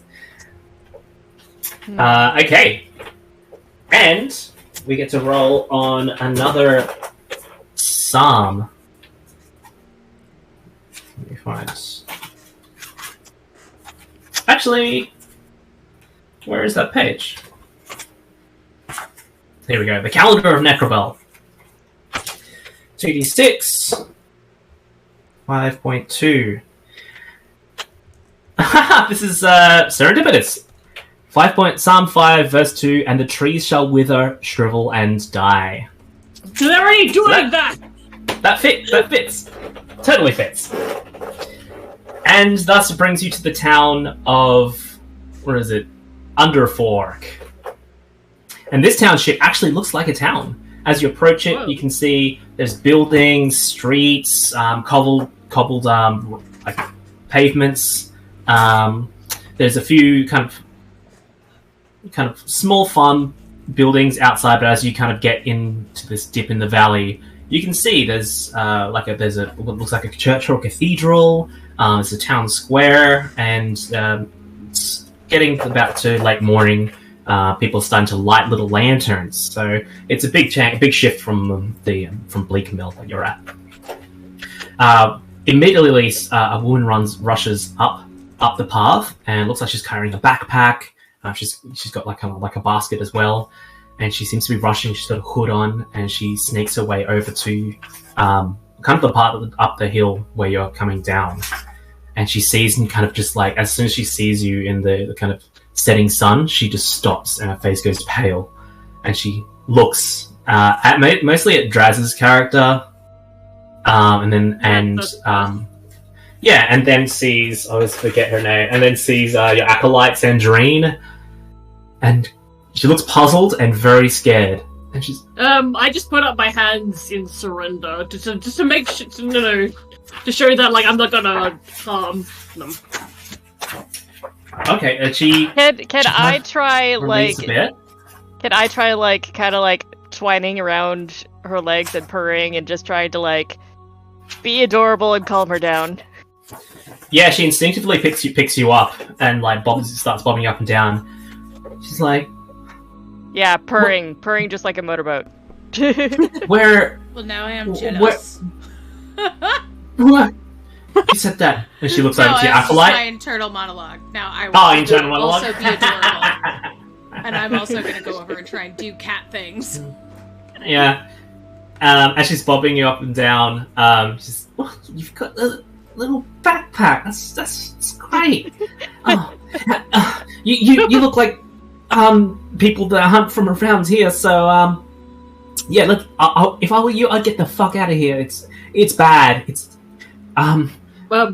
really bad in there. Bad it is. Oh, How bad is it? How bad could it be? Oh no. Very. He's stimulating the economy, that's No. all. Oh, fuck the economy. Hey, just get the fuck out of here. It's really bad. You want to leave. I got all my shit together. Fuck my family. I'm out. I'm out of here. It's like there's the Order of the Sun have come in, and they're just like fucking pointing their fingers and just pulling people out and torturing them. It's real bad. So I would go somewhere else. There appears to be the streets are cracking. There's like acid pools and shit. Get the fuck out of here. I'm gonna go. And yeah, fair warning. Unless Consider us you're warned. all right. Hooroo. Fuck off. Good luck on Bye. finding. Good luck on finding a better place in this hellhole. What are these What- pools of she's- acid? She's moving away. She's oh, thanks. I really need it. Oh, pulls of acid. Literally what it says on the box. Like just these fucking the streets are cracking. It's there's not water or earth or mud underneath. It's just bright green bubbling fucking acid. The church are putting fucking people in there and melting the skin off their bones and saying that's gonna fix things. Gone. And then she walks away. And then she's oh wait. And can I keep this cat? Oh, wait. Looks like it's got some cool good shit on there. Like backpacks and stuff. It's like potions. Ooh, a dagger. Boss will just look up at her and is just like, no, I will keep Jesus myself. fucking Christ! She like throws it down. Cats She tries only to belong. kick. Cats only spend time with people who are not cowards. All right, I'll keep Damn. that shit together. You're both really Wow, that's a little but yeah. judgy. cute. No, I'm looking out. I'm looking out for you. There's those church people. If you wear a yellow hat, they'll be like, that's different. Melt her. You know, a talking cat, they're gonna flip their shit, you know? So you're not well yellow. And in fact, You are afraid of a little acid. So you have fucked your family, Hundo P. and now you run away. Yep. Acid is That's very me, terrifying. I don't blame you for running away. We're just here to hopefully stop a demon that's probably causing a lot of this shit. So hopefully once we do that, things will calm down a bit. Oh, okay. I mean, that sounds like you're here to. It sounds like that's what the like religious guys have said that they're gonna do. So, good luck with that situation. Here's an apple. You can share it. That's the best goodwill I've got. Bye. Thank you. Here's a And she TV just that looks starts. like an She just apple. starts marching up that hill. She's out. She's done. You know, don't blame her. Cats are famously fond of apples. She is clearly a genius. I'm so glad you didn't give a banana. Cats hate those. Ah, Oh, that's snake! true.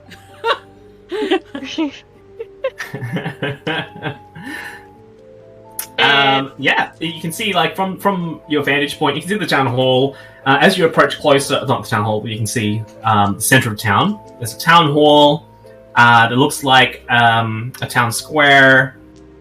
A bunch of like there's a blacksmith, a store, stables. The largest building here is a church that's just directly leading out into the opening square, and a little tavern. People are starting to mill into the center of the town, and you can see there's a kind of wooden structure there, and Okay. kind of a bit of a glow happening. That's do you probably where want the demon's gonna be. Do you want me to check it out first? You know, since I'm the least conspicuous.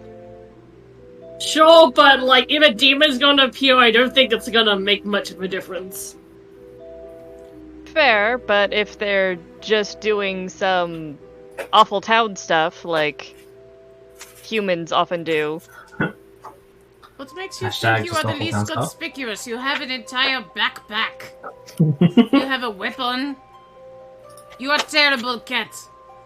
Wow. The I only am weapon you need extreme- are your claws and your fangs and your personal vigor. Hello, I have stealth.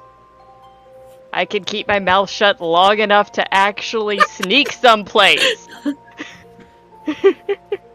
All I hear is cowardice meowing at me. Looks at the cat who is like on really low health. Cowardice, says the one person who didn't hit the demon last time. Yes, I opened Oh, the way for shit. you all to fight him, and I take credit for a valiant No, victory. you just almost destroyed the house. There is nothing sneaky about you. Yeah. I'm just gonna go see about all of this.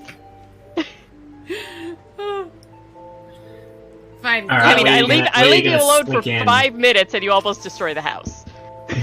Yes, I Where? I did an organization. It's called being a tactician. It's called delegating to others. Who's the boss now? I'm still the boss. All right, so where you gonna slink on down to? I'm actually gonna coordinate with my squirrels, and we're going to sneak around and gather some info on what's going on in the town square. Okay. So you're gonna head to the town square. All right, as you slink past, there's a bunch of town people leaving the. So you're gonna walk past a tavern and stable. People walking out, meat slushing in their cup. And what you see, some town folk being like, "Oh, she found another one, huh? Yeah. Wonder who it is this time. Yeah, I bet they're bad anyway. So good riddance to them. So Yeah, it helps. sounds like some stupid human shit. Hashtag stupid human shit. And they seem to be walking over to the center of the town square, where there's people amassing, and you can hear a loud voice hollering. People are setting up fire pits and braziers, and you can see the wooden structure. It looks like a crane of some sort, like just a simple stand with like a pulley system. And on one end is a rope, and on the other end is a cage. And the cage has a person in it that appears to be crying. Looks like a villager. And let's roll to see who's in there. Villager? Oh no! That's a content warning I can't deal with. So I take it back. I take it back. Then let's say no. Let's take it back. Alright, judging by the look of this person, they are a blacksmith. They got like the apron and everything on. It's got like some couple of little tools in there. Timofeev is this person's name. He's got a lot of burn scars up his arms from fumbly blacksmithing, and it appears that he's in that cage, and the cage is hovering over a massive rent in the earth. The cracked pavement is given way. It looks like a giant bubbling pit of acid. It's glowing bright green. Okay, and you can that's smell the acrid smell through as you get closer to the center of the town. And at the pulley, there appears to be a couple of people wearing like hoods that look like religious folk. One is wearing very nice robes, which are red, white, gold trim. He's got a stupid kind of hat with like an emblem of the sun on it. And he's just gesturing wildly and like yelling at the sky and saying about how this is the demon that they've been looking for. There's a priest going praise the sun and going praise the sun. Yeah, there's a priest by his side that looks a little, a little more less fervous. He's kind of just standing there meekly, like cringe. And this priest is saying about how this man is definitely the demon. He's got these sins and secrets, and it's time to purge this town of evil. Stupid human shit. Okay. Yeah. I think I've got all the information I need. I will take it back to them, to my companions, and my plan is to free the blacksmith. Because I figure I can be nimble-footed to make my way over to the cage, and I can unlock the cage door. The question really is, like, how many, like, of these, like, priest people are around, and, like, how much of them can, like, fight? Because this is definitely a situation where, like, we could become sitting ducks so easily when not It careful. sounds though like the head priest is not there completely willingly. Like, if we start attacking the demon, the priest is most likely not going to side with the demon. And if the head priest doesn't side with the demon, the rest of the priests won't either. Yeah, fair. I will go eat him. Okay, that's good. You do that. Oh, remember, we have to capture the demon, not kill him. Or them. Because we have to throw them back into the oubliette. So do not devour the demon, only the priest. Only devour the priest if he's truly against us. And remember, we don't know where the demon's going to appear from. Because likely this blacksmith isn't, the actual demon, so be on your guard.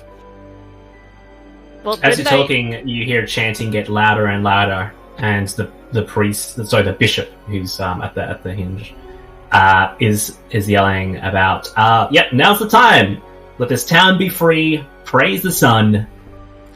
And I just want to run the fuck up there as a tiny cat and try and skater around. And I'm also running, but I'm heading towards the cage. And I'm going to take a sniff at the blacksmith to, make sure that he doesn't smell like sulfur before I let him out. So there is a crowd. Pretty much nearly everyone on the town is here. There is the priest, bishop, a bunch of acolytes that look like they're the bishop's crew, very serious and dour. They're all got swords and daggers. The cage is on the winch, kind of dangling over the pit. As you get closer, you push your way through the crowds. It's easy to hear cats. You can smell like intense sulfur as you get there. But you would have to possibly jump over the pit and land in or onto the cage. Oh, this could go so I was thinking I would climb up the winch and kind of go down the cable. Up, across, and down. Yeah. All right. Yeah. Roll a Just jump. Are you just trying to? Yeah, sure. I'll land on my feet, but it could be into the acid. So I'm thinking... roll a athletics check or stealth. Acrobatics. Acrobatics. Ooh. Yeah, let's do that.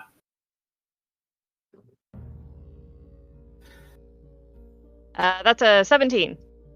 Oh, nice, cool. Just beat it. Okay, yeah, you start crawling up the wooden beam. Up the, what do you call it? Like a tripod kind of stand of wood across the wooden beam, and you descend and slide down the rope and land on the cage. And the blacksmith looks up and says, "What is this? Get out of here! Get out of here! Don't die with me." Oh, it's. I'm gonna take a big sniff, make sure he doesn't smell of sulfur. All you smell is sulfur. This whole town center smells like sulfur. It's got acid everywhere. It's hard to tell. He's like, "Please leave. Like, I don't want to have a cat die just because of me. Quick, jump in my arms and I'll throw you through. I'll throw you out. Come on, please." It's like as he's doing that, all of a sudden I unpack my thieves' tools. Like, start working on the lock. He's like, between subs, he's like, "You look like you came prepared." Nice. In saying this, because everyone's staring at the cage, the priest, the bishop says, "And look, it is one of the agents of the evil. Come to rescue him. Release the cage!" And they release the cable. Are you gonna jump? Are you gonna try and lockpick this before it hits the acid? Going to try and lockpick this but yeah, this is going to be fast, but the thing is, I've got double proficiency for lockpicking, so... Did you say it's going to be buff? Ah. If you Oh. don't have time to lockpick it and jump away, if you want to lockpick it, I can attempt to leap up there and grab you off of it. Well, I was thinking you can change into your big form, and then you can stop it from falling, because there's a big rope attached to it, right? Oh yeah, I could just do that. That makes more sense. I play reckless characters because I'm not a thinker. Yeah, I know. The thing is, this character is pretty reckless, so I'm going to have the boss lockpick the cage.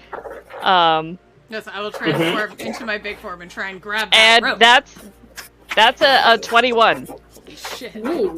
Oh, 21. Okay, yeah, you nail it. So you unpick the lock of the cage. The door swings open, and there's a slight glimmer of hope in the blacksmith's eyes.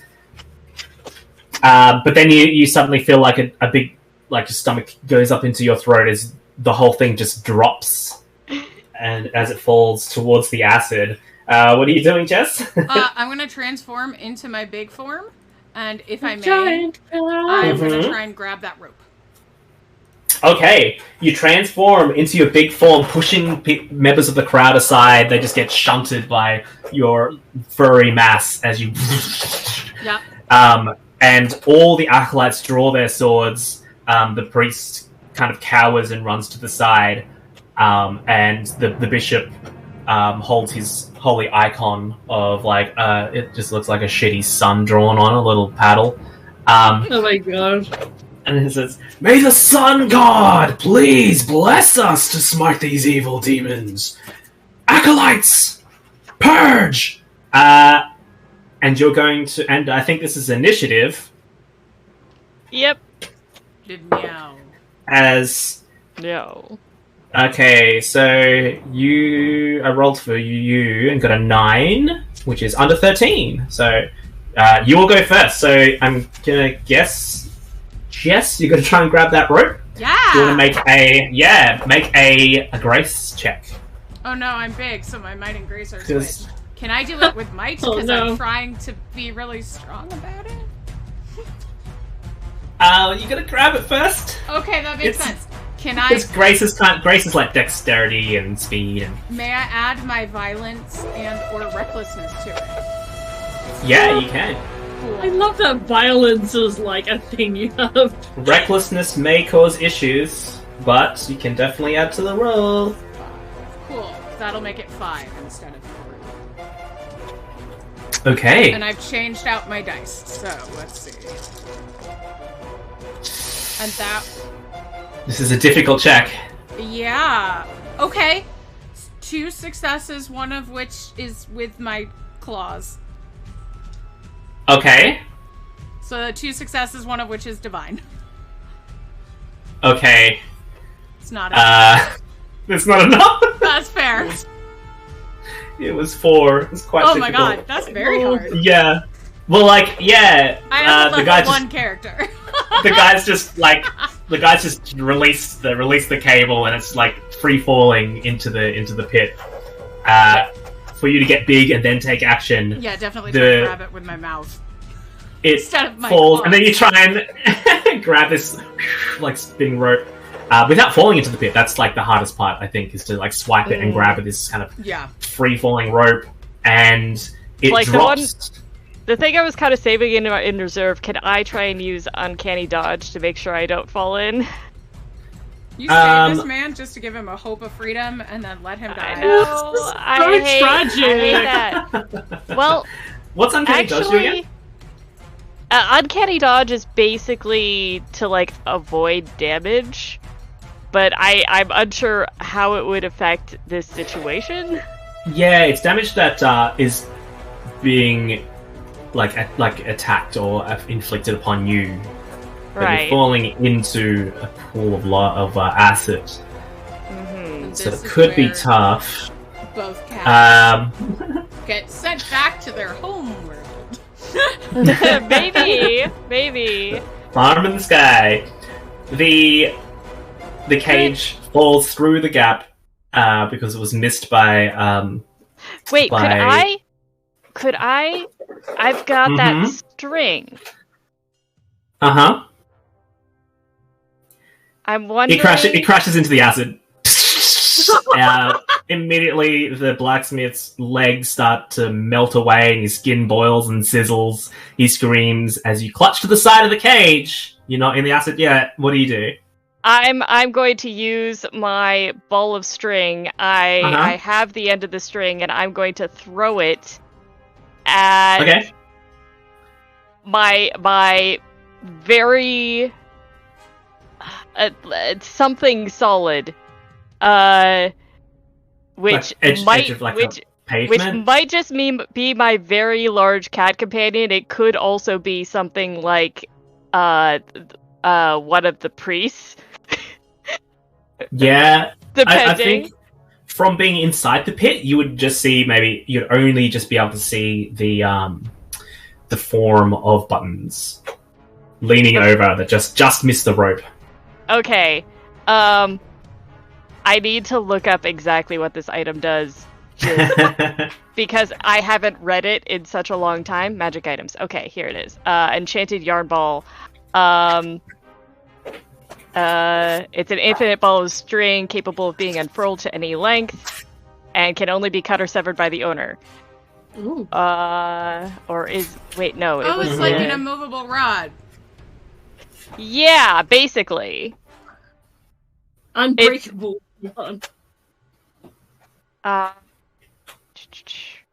So it's like uncuttable string. Yes. So I throw the ball of yarn. Mm-hmm. And I have the other end of the string. So please don't use Buttons to catch that. You can.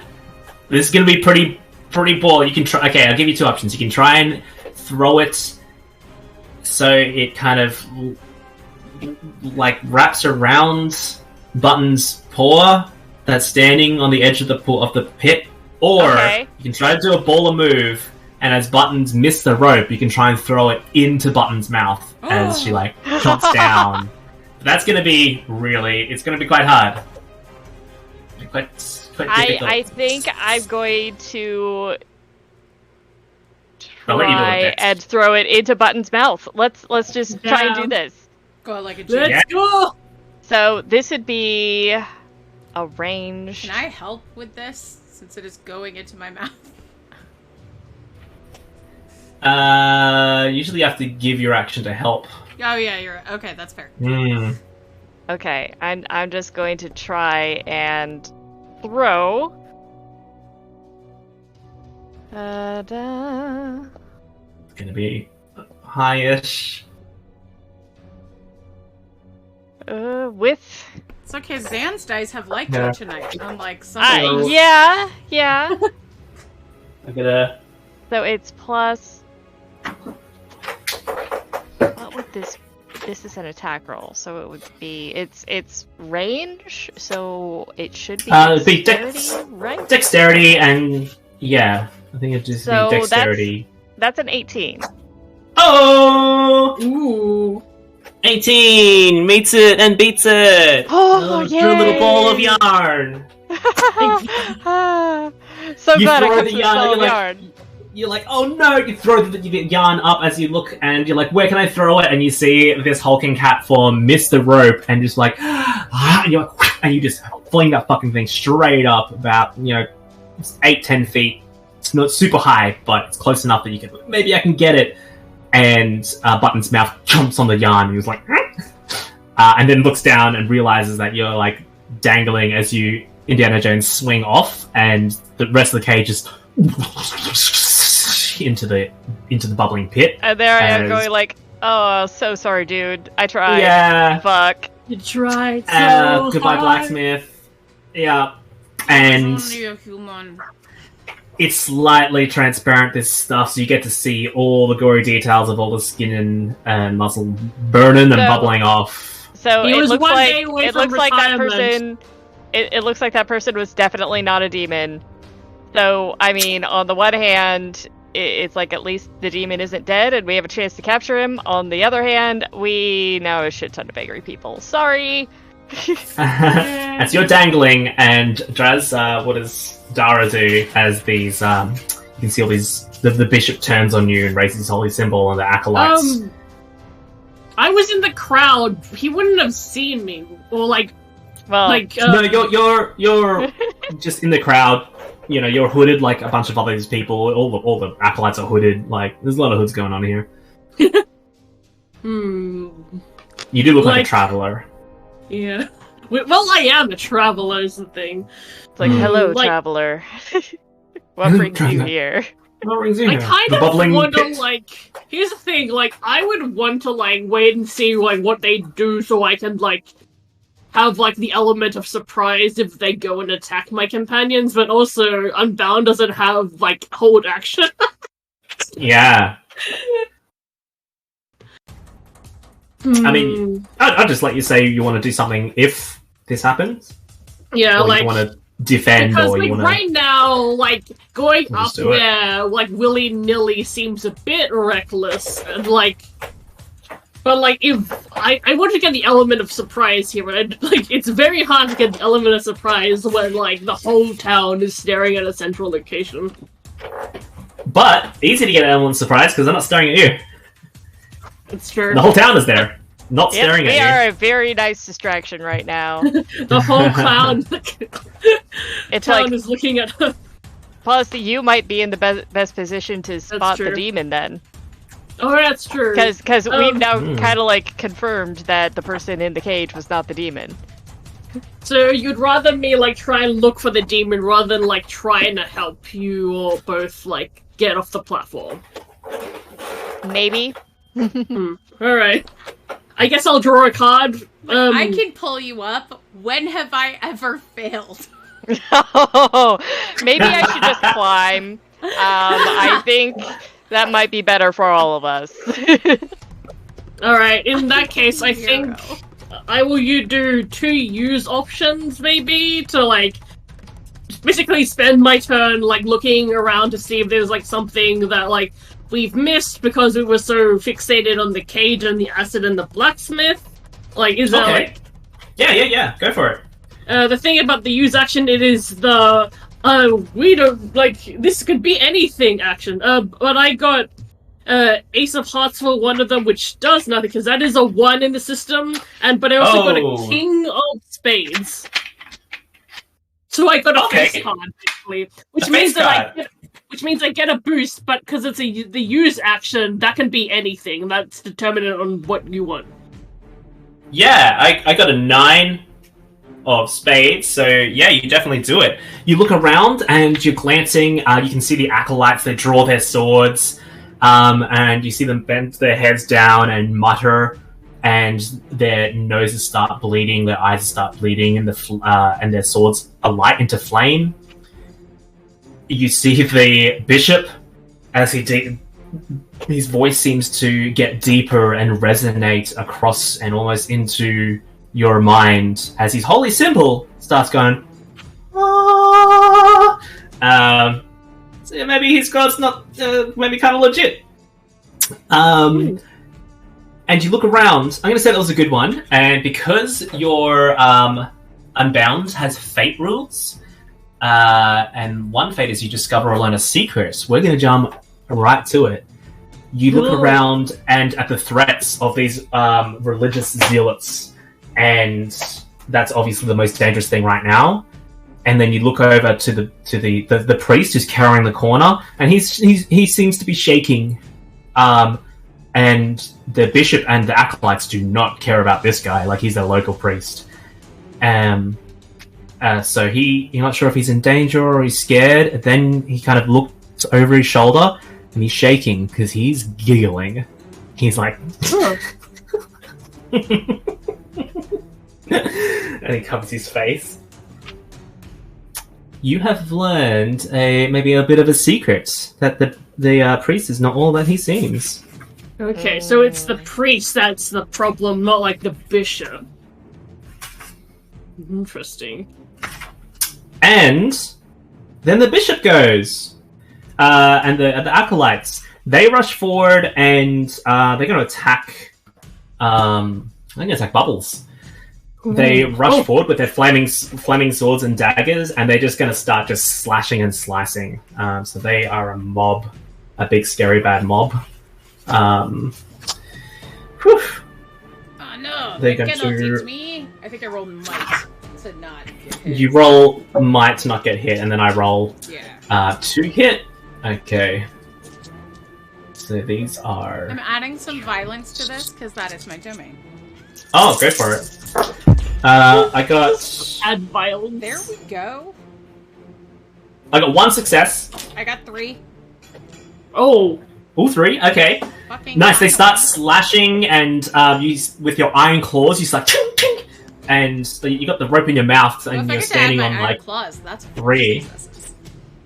Oh, totally. Yeah, I'd like iron And claws for some that. god Iron magic versus happens. steel. Iron versus steel. Yeah, and you start like just batting away at their things and knocking them about and slashing at them back. They Your don't do silly any god did not damage. help your Arthur King, and it will not help you. Hearing you talk, they start just like you see their expressions change. Like this isn't just like the Clifford of Cats. This is something strange. This is evil. And the bishop sees this going on, and he has 2 random sacred scrolls. So he's going to read a scroll out to you. Sacred scroll. As he raises his holy power, he starts screaming in an old tongue. And I get to roll a d. I'll let you roll. Roll a d10. Well, unless you don't have c6s. I'm sorry, I can d10s. roll a d10. I've got it. Yeah, roll. Baby. Roll me a d10. That's a 10. Is that how Can I much roll a damage person's I strength? take? I hope not. Okay. So I have 3 Sacred skull. health. Ooh, okay. He yells after muttering these phrases, and the holy symbol glows. His eyes glow, and in your mind, you hear "Knockfin Sintar," and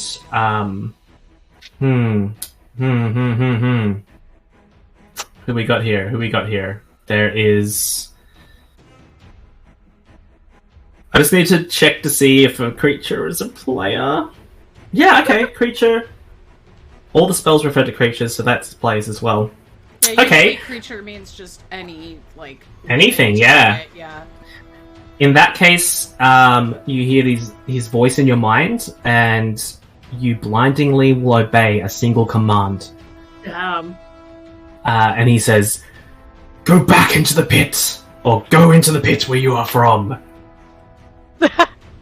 Jump."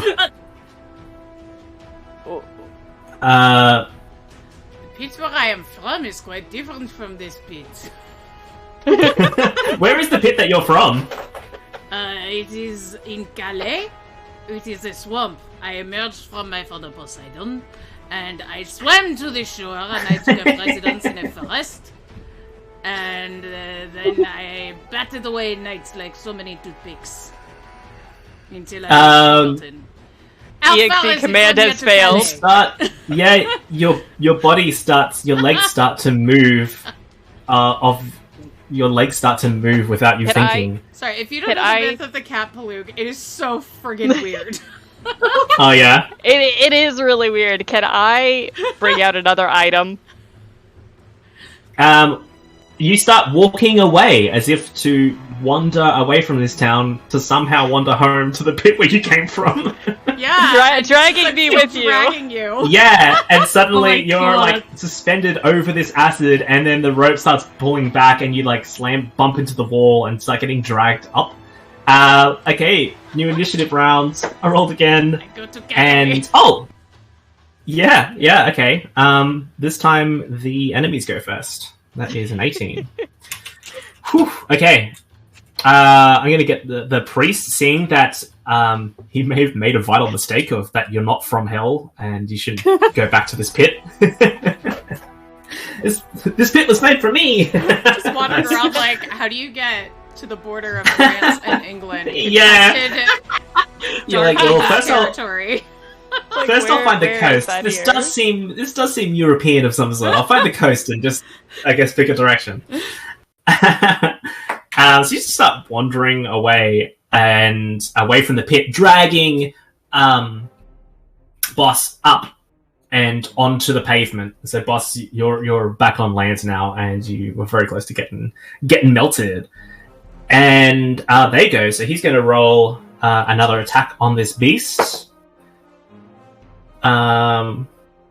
Okay, 4 Ages of Sorrow. Okay. He starts muttering again in a voice, and then he casts his sun symbol at his acolyte, one of his acolytes, and that acolyte starts to like glow and gets larger and kind of like buffer, and he's just looks like he's just increased in size. That doesn't look good. Yeah, and then they go try and slash the big old cat as well. So if you can make another might attack, on a might defense or attack, a might move. And now he's ascended to like an elite character. Oof, this could be difficult. And you can use your Iron Claws. I think you muted? Yeah, I was. So I'm using my Iron Claws to defend against this. Uh-huh. Cool. What number is the success? 5s and 6s, but with my Iron Claws, 4 through 6. Okay. Oh, nice. Okay. Okay, that is 3 successes. Ooh, I got 4. Okay. The beefier, hulkier one, he storms over and pulls his sword into like a rear position and kind of jumps up your flank. And you try and bat him away. You hit him, and he spins around, manages to catch the side of your ribs, and digs his sword in and slides down. That would be. Ugh. Ooh. That's a chunky one. It burns. It's on fire, that sword. It does 7 hit points of damage. So, I'm no longer here. Let's say I pop back into my home planet. You go from where you came from? I go to where I came from. As he digs his sword in and like drives it through using his body weight and gravity to slice through your ribs into your organs. And then suddenly he's dangling, and then he just drops to the ground as you and disappear back to the land you came in from. Luckily, Boss is on the ground now, because that would have been bad. Oh, And- God, that was so close to being so And bad. they were all very distracted by the large cat, and it's just like, Yeah, that spell actually did you a favor to get them to walk away from the pit.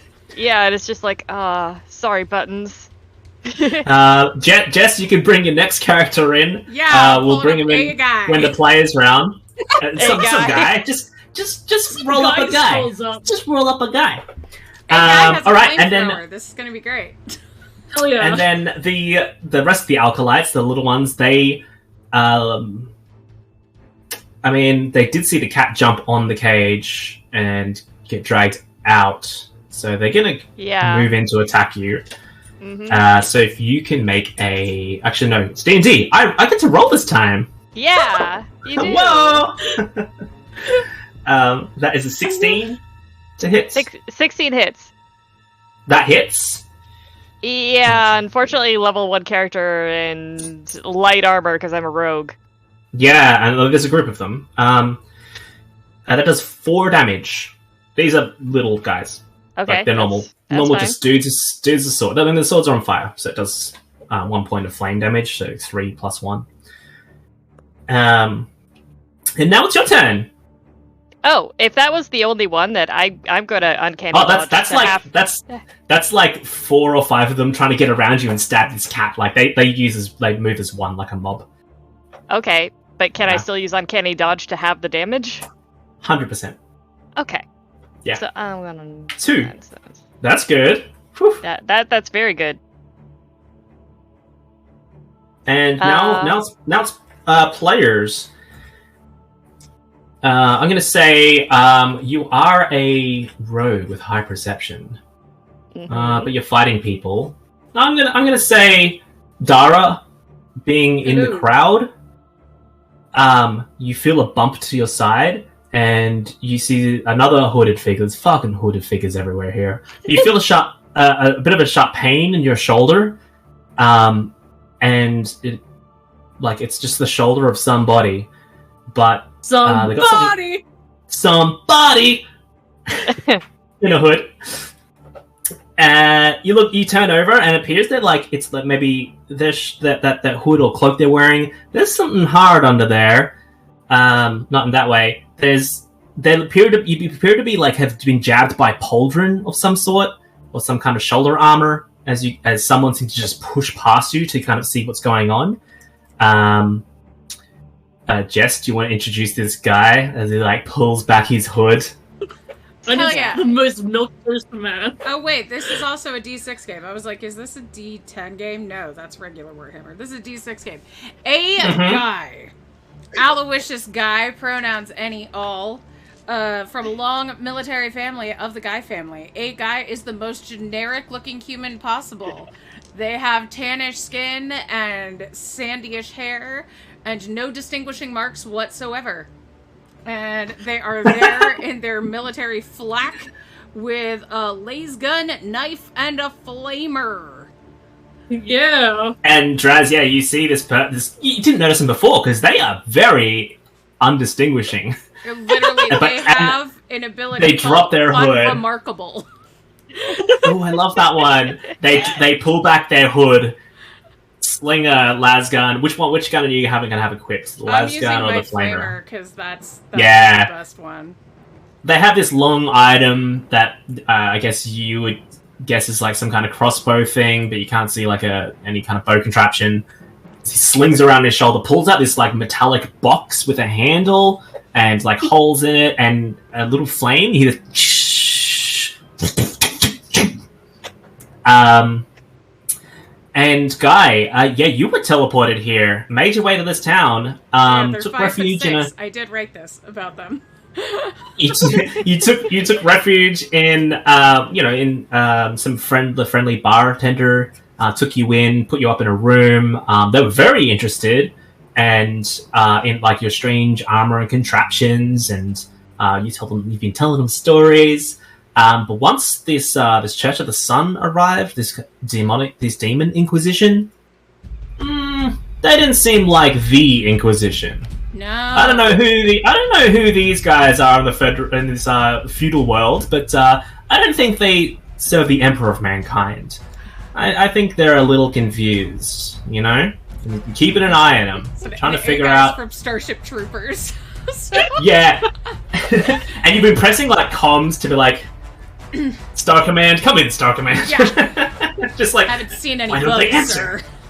Why don't they answer? Oh, thank God! People are saying the Inquisition is coming. You're excited, and then that's awesome. Oh no, this is not them. At the same time, you're like, this isn't the Inquisition, and at the same time, you're like, oh, thank God, it's not the Imperial Inquisition.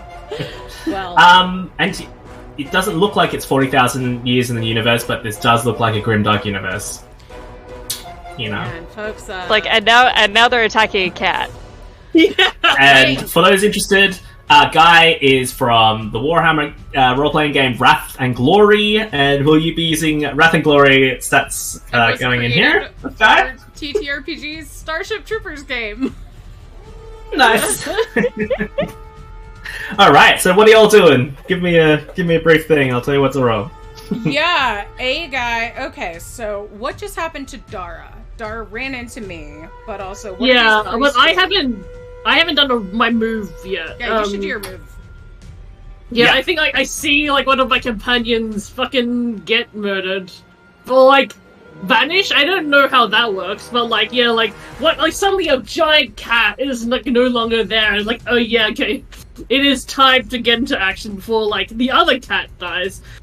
The question is, so how many acolytes and like bishops and stuff are there on the podium thing? There is one bishop. He's the lead yelling man. There's the creepy ass priest giggling in the corner, and then there's 4 regular acolytes and one that appears to be buffed. All with flaming swords. Yeah, I And think they I'm look gonna like they're rounding. They're gonna round. Oh, but they're attacking Boss. Yeah. Boss seems to be dodging pretty well. And though, Boss seems to be dodging so- pretty well. Yeah. Yeah. I turn to my new companion who seems as out of place as I was, says like, if you're gonna help me use your weapons on that mob over there, I'm going for the bishop. And then I use my move action, my actions turn on move and attack bishop. So I'm gonna draw my cards. Hey guys, like, finally like, oh, someone with rank! Yes, ma'am! I appear to be the best of the best of the best, ma'am! Okay, I am using the 4 of hearts on a move action, and I am using the 2 of spades on a strike action because it is a 2 proficiency, so that counts as a 10. Okay. Drum roll. Ooh, I got a 10, which means I think you get it. Okay. Oh god. Now I'm gonna go look at the. But oh yeah, I think it is because it is like if it meets or if it's you know above It's the or same as the whatever, player. but, The player wins. Yeah. It's thank God. So yeah, I leap up onto the podium and I just fucking sock. Yeah. The What bishop card? in the face. What So damage? I used a 10 of spades because it was a 2 of spades and I bumped it up because of proficiency. Which means that I deal 1 point of damage. 1 point of damage. Yeah. Spades does a 1, so it's a good success. You managed to dodge in there. He's like starts waving like he's gonna slap you with his like fucking little baton. His little baton with a sun scribbled on it. And he goes to whack you, and you just get in there, block, and just like a quick jab to the jaw to stumble him back. It does more damage than that system to him. He seems to be dazed a little and stumble back a bit. And let me update his health. And alright, you got the opening. Nice. Who's next? I guess that would be me. Didn't you already have your turn? No, that was Oh, last was that round. the way? I got, yeah, that I was- got attacked. I got attacked last Yeah, turn. you got attacked. So- Yeah. Okay. God, these turns are so confusing. I also with all these have systems. Yeah, a the bit 1, of a 2. question because my squirrels were spying with me earlier, Ooh. And Oh, they've they're still been- around, yeah. and they've still been spying. Mhm. So, do we know if they've noticed the giggling priest, which is probably hiding something? I'm gonna say probably not, because like they're not looking. Are they looking for? Yeah, Because you didn't- they're my you didn't they're my tell them minions, to and we look. were and we were like spying you were and gathering investigating. Okay. information. Do you want to roll me a D20? Investigation? Or, Yeah, okay. roll investigation check. We'll say the squirrels as your minions, as they're pretty low level, so just +2. Okay, so that is a 12. 12. Probably not. No, Okay. they don't notice. Yeah, All right, so they're this still priest looking is being around. trying to be very covert about it. Okay, so with that going on, then I'm going to start trying to attack my attackers. I don't think. Yeah, you can hit them back. Yeah, I don't think I get any sneak attack because nobody's near enough yet. But Oh, I mean they're stabbing you, so well, they're pretty close. they're pretty close. But the way sneak attack works is that is either if I have advantage, you mean I like- have sneak attack, or you mean if like one of friends? my allies is within Oh, 5 okay. feet. Sorry, I thought you meant those guys. I'm like, well, they're close enough to stab you. Yeah, they're close enough for Yeah, me to stab, they're but close enough. I'm not going to get Uh-huh. sneak attack. Yeah, and you can wait for to see what this guy does. You can take a That's turn true. off the guy. I could. Okay. I could hold my attack until an ally comes within. Oh, Guy will come to help. Oh, Guy has a flamethrower. Guy's definitely gonna help. Guy will come help. I'm going to wait. I'm going to hold my attack action until Guy comes closer. Cool. So being given an order from a commanding officer, Guy is going to frenzy and run in and just go, "Death or glory! You want to live forever!" And run in with their flamethrower and just spray fire in a general Go for direction. Hell yeah. Go for it. So this is I'm gonna beginning hit all of to- them. I totally forget how frenzy even works. I think it gives advantage on melee attacks, and I'm not making one of those. But you know what? It's fine. It's frenzying for the lols. Yeah. Okay, so that's 1, 2. That's 3 successes, 2 of which are 6s. Which means I Okay. can turn that into Wrath to do special Nice. explosive things. So Okay. if that hits, that will do a lot of damage. How many successes? 3? 3? Yes, that hits. Cool, that does 10 damage plus... rank plus ED. What's my ED? Yeah, plus it does 12 damage. 12 damage. Okay, they have a resilience of 5. So they take I what get is another it, wrath 7 because each. I used a fire weapon. Oh, Keep nice. track of this. Ooh. So all the acolytes with the burning swords turn and hear this guy just yelling, and they in time to see him push through the crowd and be like, and they just like get enveloped in flame. They have a resilience of 5, which definitely the rest of that damage goes through. They try and block it with their fire swords, and it just seems to ignite the swords further and just cause more blowback of their swords into their face. And they're just ah! They completely melt. Some stumble back, fall into the pit. Ah! Like full Wilhelm scream in there. Yeah, I was gonna say. The buff guy though. I don't know why I rolled. That is a hit. He has higher resilience. He catches on fire as well. But it's he just is still Captain alive. Rico said it would be. This is glorious. He catches on fire and he's like trying to put it out. His skin's melting here and there. He kind of ruffles his robes over his face and puts like what fire is on him out. And he's still going, and he looks pissed. This kind of buffed one, as he raises his sword like a kind of upside down crucifix and starts marching towards you. Can I also get a 3 on a success? Let's just say, can you? I guess that damage goes for everyone, right? Mm-hmm. Caught by the attack. Yes. Yeah, It including has the a cat. range of Oh no, 8, not the 12. cat! Well, I can uncanny dodge that. Oh, that's true. Might want to uncanny dodge 12 damage. Yeah. If it helps, I also, once per combat, can say, "Look out, sir," and jump in the way of any damage that an ally would take. Funny, you like Even shoot your you, like- damage. You run over and like jump in front of your own gun. Look out, kitty! Yeah, some guy from the crowd yells, "Look out, there's a cat!" And then boss is just like, "Good work, soldier," and you're like, "Yeah, you're not the commander." Yeah, so a guy might burn alive if he does that. He has very little health. But I could do that for you if you don't want to uncanny dodge. No, I'll uncanny dodge. I think I'll be fine. Okay.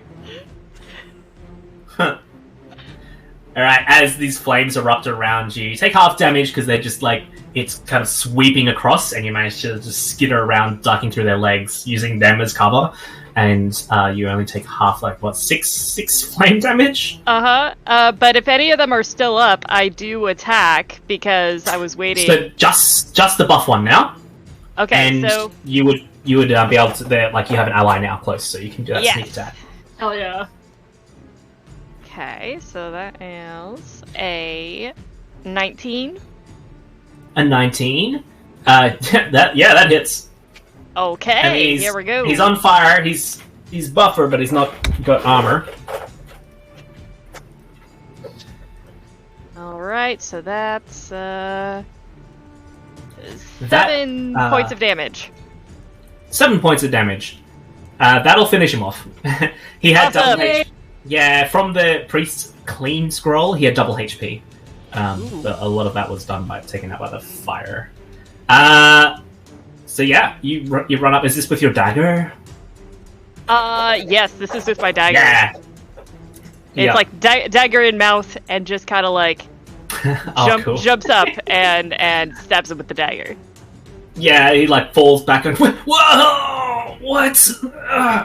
Who is my evil defeater? Turns around and it's like this cat. And it's just like, I am boss. He's like, eat top. So now it's just with just the priest. Sorry, the bishop left. The priest turns and kind of like flips back his cloak and like, shit. Well, these guys, I thought they were gonna give some more entertainment than this.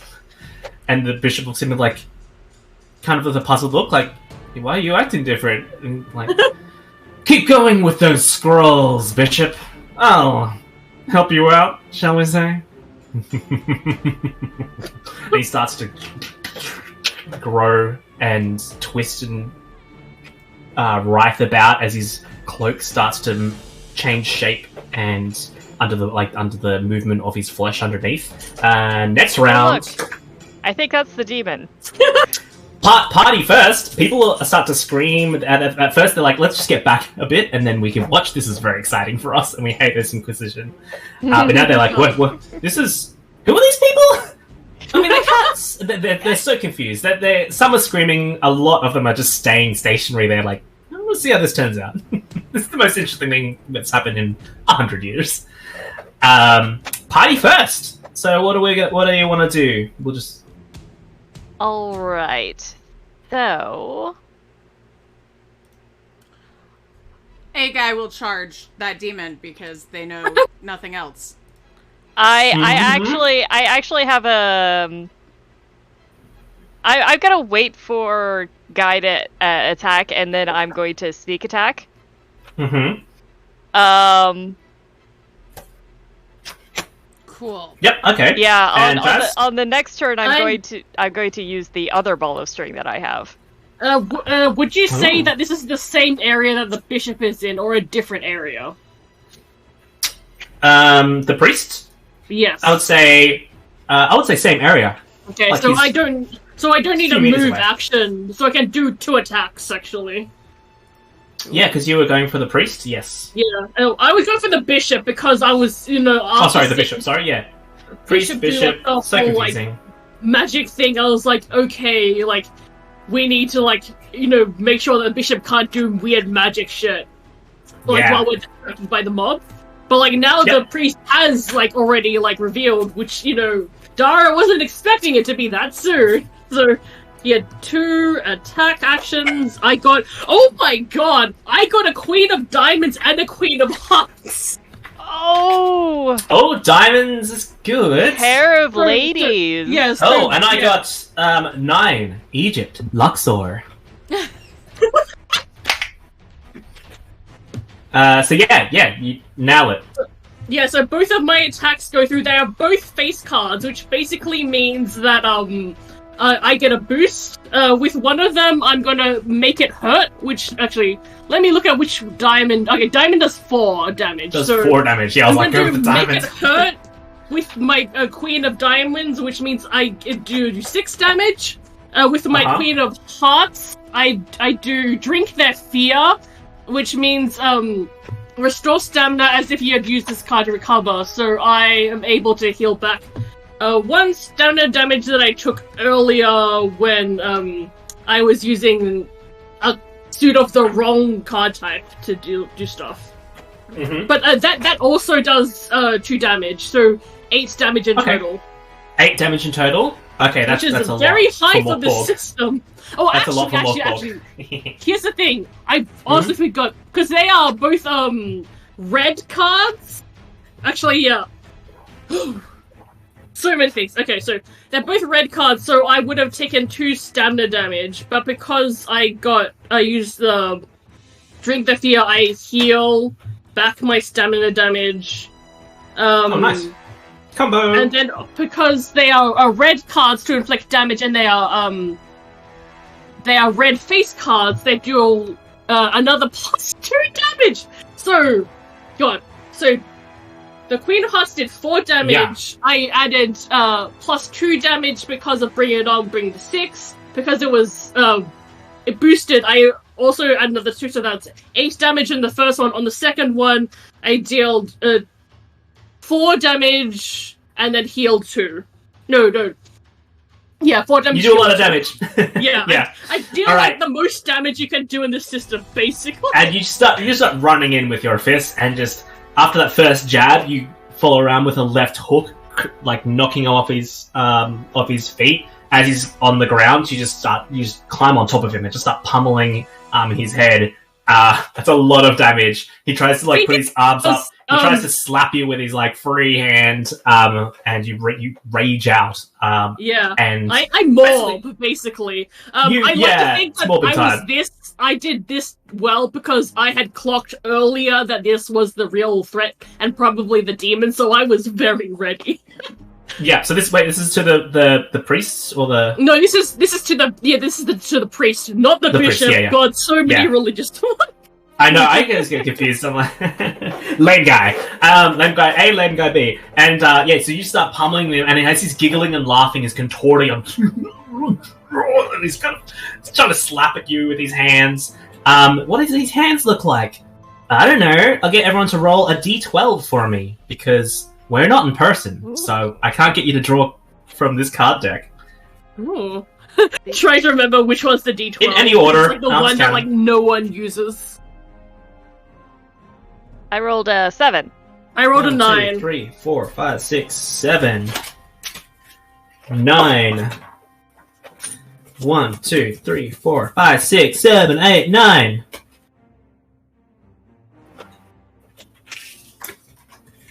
I rolled a 10. And a 10! Sorry, I had D20s in the D12 section of my bag, and I was so confused. Where are my D12s? I could have just counted backwards from that one, but I didn't. As you're just pummeling this priest, as his form shifts under you, you hear a tearing as he becomes a venomous void wraith. Look out, man! That's a bug.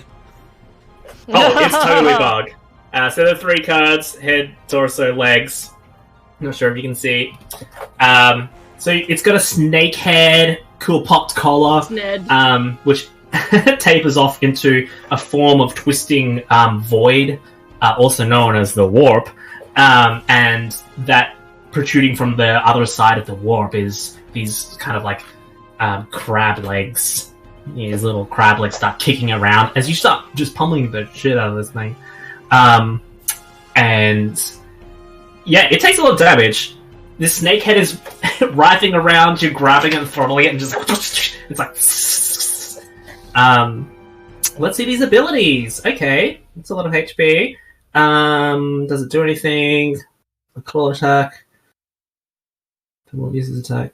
Okay, nothing. No touch attacks or anything on you. So that's good. That's good. Gosh, you start pummeling this thing, it hisses, and then die. Yeah. I'm going to punch this weak spot that says bomb. Alright. And that's everyone. So, wait, I didn't attack. Didn't you? I was waiting for just Guy. this round. Oh, that's right. Yeah. Yeah, but I mobbed out.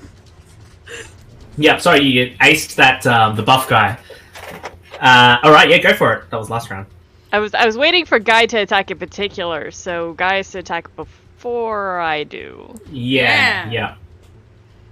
Is that a critical hit that was made on this fellow who is now on the ground? It sure seemed like one.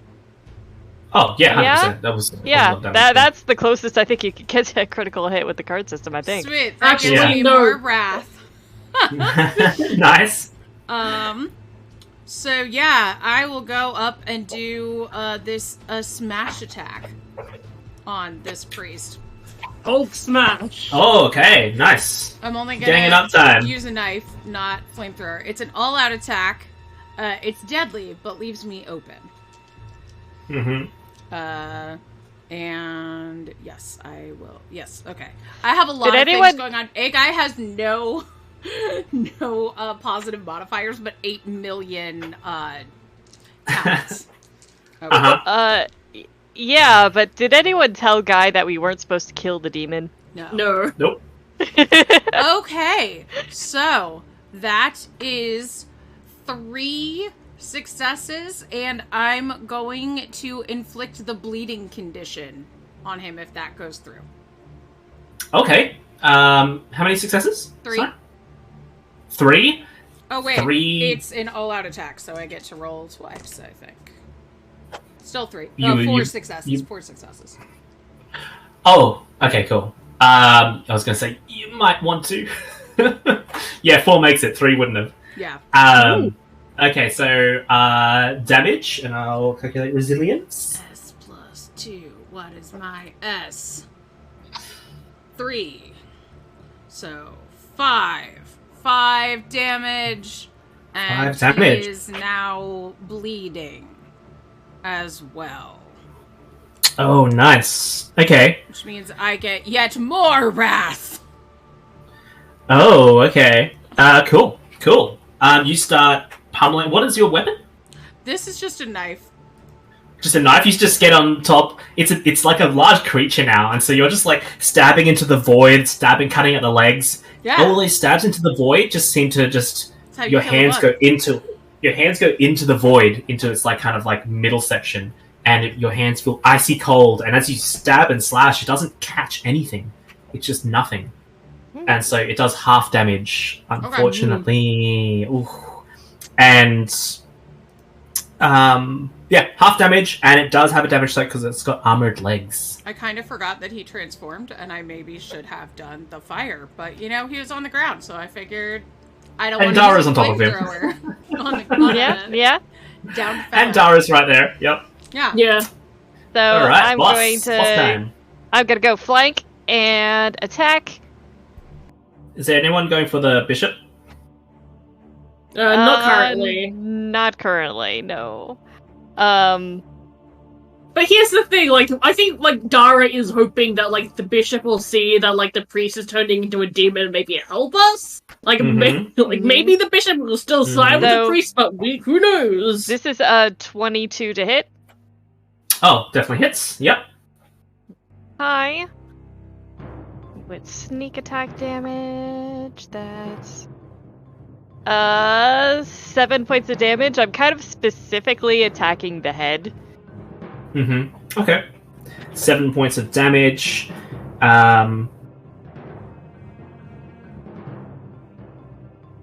Yeah, I'll let that damage go through. Although D&D doesn't have cold shots. I'll take 2 off. foo-foo. I'll take 2 off. Okay, yeah. It'll never Instead be of the half. head of a major With corporation. 5. Oh! Oh. Said the boss. Yeah, you start stabbing with your knife in the mouth at the head as it's being throttled by Dara, and then the bishop goes, and he raises his paddle, and his little paddle, and calls out to his sun god, "Please smite these foul creatures and demons that just bicker amongst themselves. Smite them all. Pure the world." God, he doesn't care if he gets slams. I got done. He does not give a shit. He's just like, monster fighting monster, just kill all the monsters. And he's going to where is it? My roll. D4 creatures. 4. Okay, there's 3 of you plus the demon. That's everyone. And D8 HP 4. Okay, damage going to systems. Okay, so EW's favorite Guy. part. My guy, yeah. So Guy, you take D6. This is very elite. I have a defense of 6. Okay. You take. Let me roll a d6. That's 12 plus 2. You take 14 hit points, and then minus your resilience. I don't have resilience. I have wounds. I think a guy dies. You don't have armor? Yeah, I do. That's total. I have 3 armor and 3 base defense for 6. So, and 4 max wounds. So a guy dies. Yeah. Wait. Isn't resilience armor plus your stealth dodgy thing? There's shock and determination. So those are basically like your toughness. Oh. A guy can only take 4 damage over their armor before they die. I told you, A guy was built to die. Oh, A guy died multiple okay. times every episode. So yeah, it's okay if they die. I thought maybe I was looking at you're playing Wrath and Glory 2E. I don't know. I don't know. Anyway, so A guy dies epically. This guy's an elite. Yeah, this guy's an elite. So yeah, that's 12. That's 14 damage. Oof. That's fine. Christ. Oof. Guy doing what they were meant to do, getting killed by a bug. No, this is the bishop. This is from the bishop's attack. As he slams his paddle into the ground, you hear "Hawk!" and the sky opens up, and for a second there's like a nice soft warm glow upon the 4 of you, and then the meteors just start coming down. And Draz, you lose 7 cards plus 4 bleed. Don't I get a defense? You get a defense. That's right. Roll a I got defense. 3 of diamonds. I don't think I succeed. Would this be something that I would be making a dexterity saving throw against? 100%. Okay. Okay, I got some kind of wood duck. That's 5, so you just failed. Okay, so you succeed. Yeah. I fail. I said 7. 7 cards. 7 cards minus and a 4 bleed. Okay. And for D&D damage, that turns out to be a lot. That is... It's a 22 for a dexterity saving throw. Mm-hmm. And if I succeed and use uncanny dodge, I do that damage to 0. Okay, so that is 7, 3. That's 10 fire damage. It's like and you succeed that dex. Okay, if I succeed the dexterity saving throw and then also do uncanny dodge, there's a thing where I can just make that damage 0. Oh, nice. So you see the guy being like, "Oh, I'll help you," and just completely get wiped. And so the cat just does a backflip. It's like a helmet. There's a helmet, just like comically, just like. That's all that's left. Is just like a smoking pair of boots, a helmet, and like a flamethrower with like a imperial insignia on it. And then it slams into the demon as well, which is just Mork Borg for Mork Borg. It slams into the demon's face. It's not happy about it. The demon's not doing great. But now it's the demon's turn. It has Dara on its face. It's going to do a toxic bite. Can you defend against a jack? Oh god, no. It's so weird, Mork Borg. Can you 7, defend against a jack? Yeah, I got a 7, so I do not. You get a toxic bite. That is... Oh, I get to roll a d4 as it sinks its fangs into your neck. I got a 4. You have a -1 to your, I guess, toughness check. So when you draw cards next, it'll be -1 to what is the stat you have for like basically any action to do with like might or toughness. Okay, so the thing about Unbound is that there are no stats, there are moves. So I'm assuming. Oh, that's what I mean. Like that, any RPG action that has to do with might or toughness. So like you would do a move to do with a minus might. 1 to strike actions, but that's just basically only attacking. Yeah. Any strike actions, or someone asks you to pick up a heavy rock later, you'd be like, "Ooh, I got some venom in me. It's gonna be tough." Yeah, like Ink said, "Oh my god, I'm getting bitten with poison, just like Yadara did. It burns." And because it hit you, you also... Oh, sorry, it does a Void Claw attack. And who else we got? We've still got a cat on there. Mm-hmm. I drew a card for the cat, which doesn't help. It's going to roll a d20. It was a 4. Okay, it gets a 7. Plus 5, 12. That does not hit. Nice, because that's a scary one. And then it gets an additional claw attack to everyone. Yay! That is another 12, and let's pick a card, any card. Oh, it's Alice from Alice in Wonderland for an 8. I got a Jack of Hearts, so I successfully defended. Nice! Yeah, these crab legs just like... as this demon is in distress. Also because my defend card was a face card, I get to inflict damage against them as dictated by the card suit. So I rolled Jack of Hearts, so I deal 2 damage. Ooh. Oh, nice. That transfers well. Okay, yeah, that's decent. As it's you're dodging these void tendrils that are trying to steal away your limbs. And these crab legs that are trying to stab at you to pin you down. You just start like punching everything that moves. Basically, it does half damage though, but it looks like it's trying to throw you off and escape. All right, and as let's roll next. Okay, cool. It's the monster's turn next, and then you.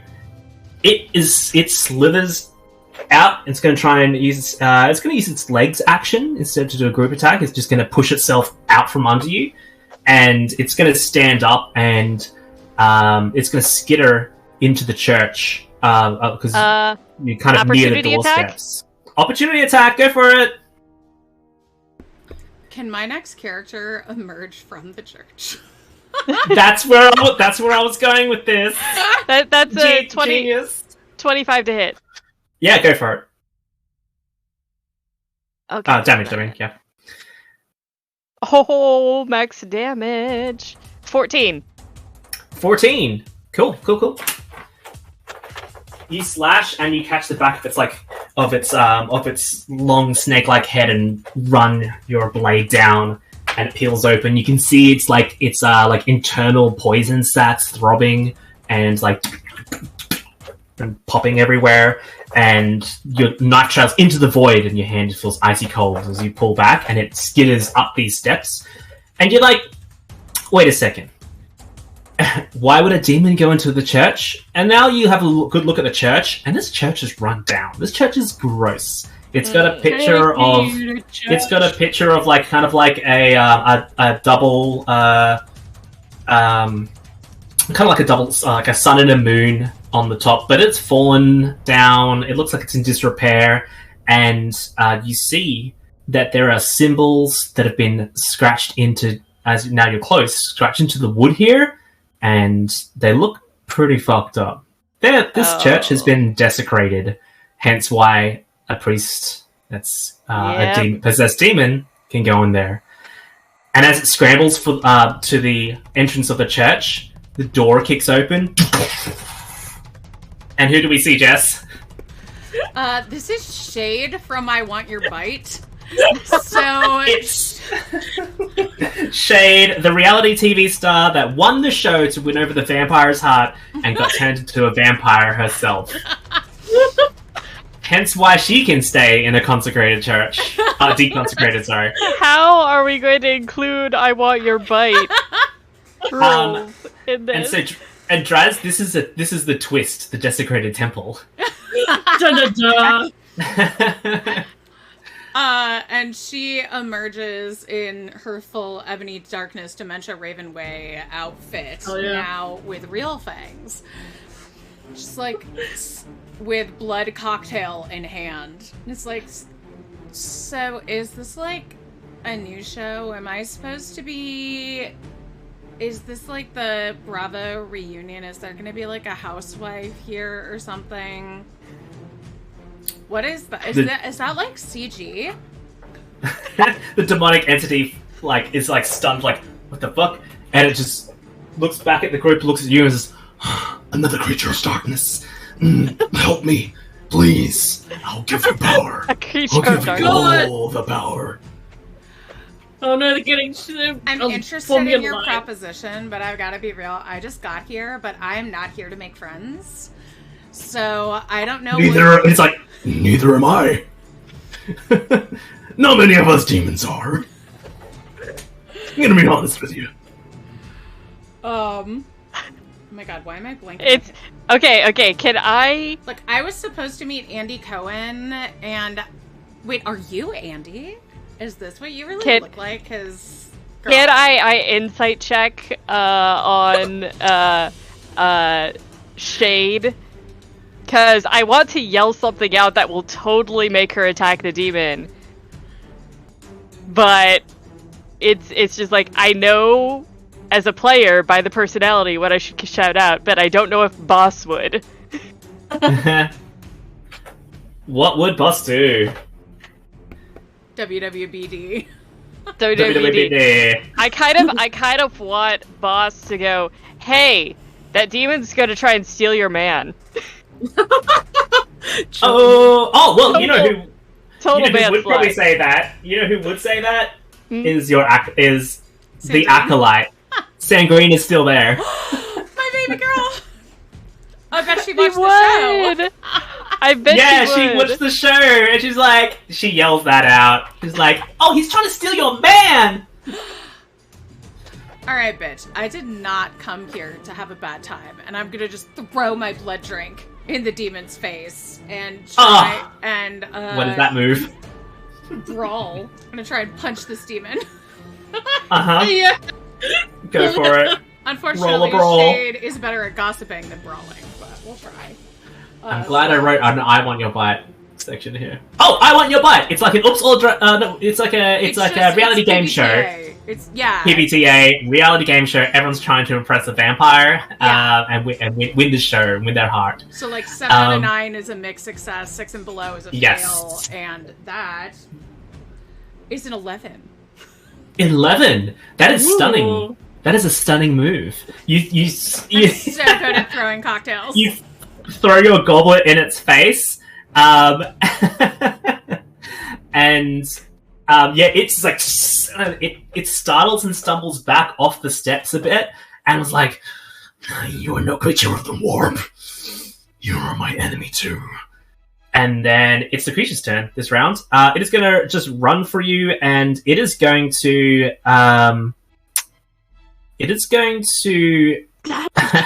try and destroy your soul. I'm going to roll its dice. Wouldn't it be great if you tried and it turns out that Shade just has no soul? Oh yeah, vampire, right? Okay, so that is a 10, which is that's just moderate success for No, that's a resounding success for this. Like 7 to 9 is moderate, so 10 and above is good. Really? Success. Yeah. Oh. It doesn't really... This game has no hit points. Yeah, so you just tell me what happens. It just like goes, it scuttles up to you, and then it just like backhands you with one of its cute little wraith, little flippy fins. It just like, and it's like, "You'll never, ever be hot or good enough to get this kind of power." And then he leans down with its fangs close to your neck and says, "Bitch." This is we gotta make it like I want your bite. Steven. And then he's You will going never to. be beauty. You will never be glamour. You will never have a sugar daddy because no one will ever want you. And then he's going to try and stab you with his legs and bite you. So that's a 5. The 7 for its legs. Oh, that's a success. Okay. Yeah, that's a big success. He just starts stabbing you in the guts, in the legs, in the thigh, in the shoulder, neck. They just start peppering your body. You are a vampire. Yeah. And so you're like, it hurts. It's not pleasant. And then he's going to try and bite you. Oh, wow, I'm rolling hot. 10. Actually, hot is a stat from a different planet powered by the apocalypse. Yeah, yeah. It bites you. I roll a d4 for where it bites, and then venom does stuff. Die. 2. Oh, this is bad. This is really bad for Shade. Shade's gonna wish she was dead. It bites you, and its venom pumps in arcane juices from the void, which suck away your presence. So suddenly, that is literally Shade. the worst thing that could happen to her. Oh my god. Suddenly, Shade loses a little bit of her shade, and yeah, your hair kind of like falls out in a bad, my god. bad spot. The bra strap just like ding, over the heel. A heel breaks and a nail breaks. It's fucked. It's the worst thing that's happened this game. That's even worse. Oh my god. But two And then characters die, and yet a heel and a nail breaking is like the true tragedy here. Yeah, yeah. Because He's Shay, gonna try that's worse than death. Yeah. And then it's players go. He's definitely wounded and bleeding. He's on the door of this blasphemed cathedral. What do you do? Okay. Shade So- is right there. Does Shade want to do something before I do something? Yeah, this bitch. Shade is really bad at teamwork, so she's gonna try and punch this guy. She has a negative modifier to team project. Before you go, question for you, Zen. How hurt are you? I'm hurt, but uncanny dodge has saved my bacon, so Ooh, I'm okay, not. that's so good. I'm not terribly hurt. Okay.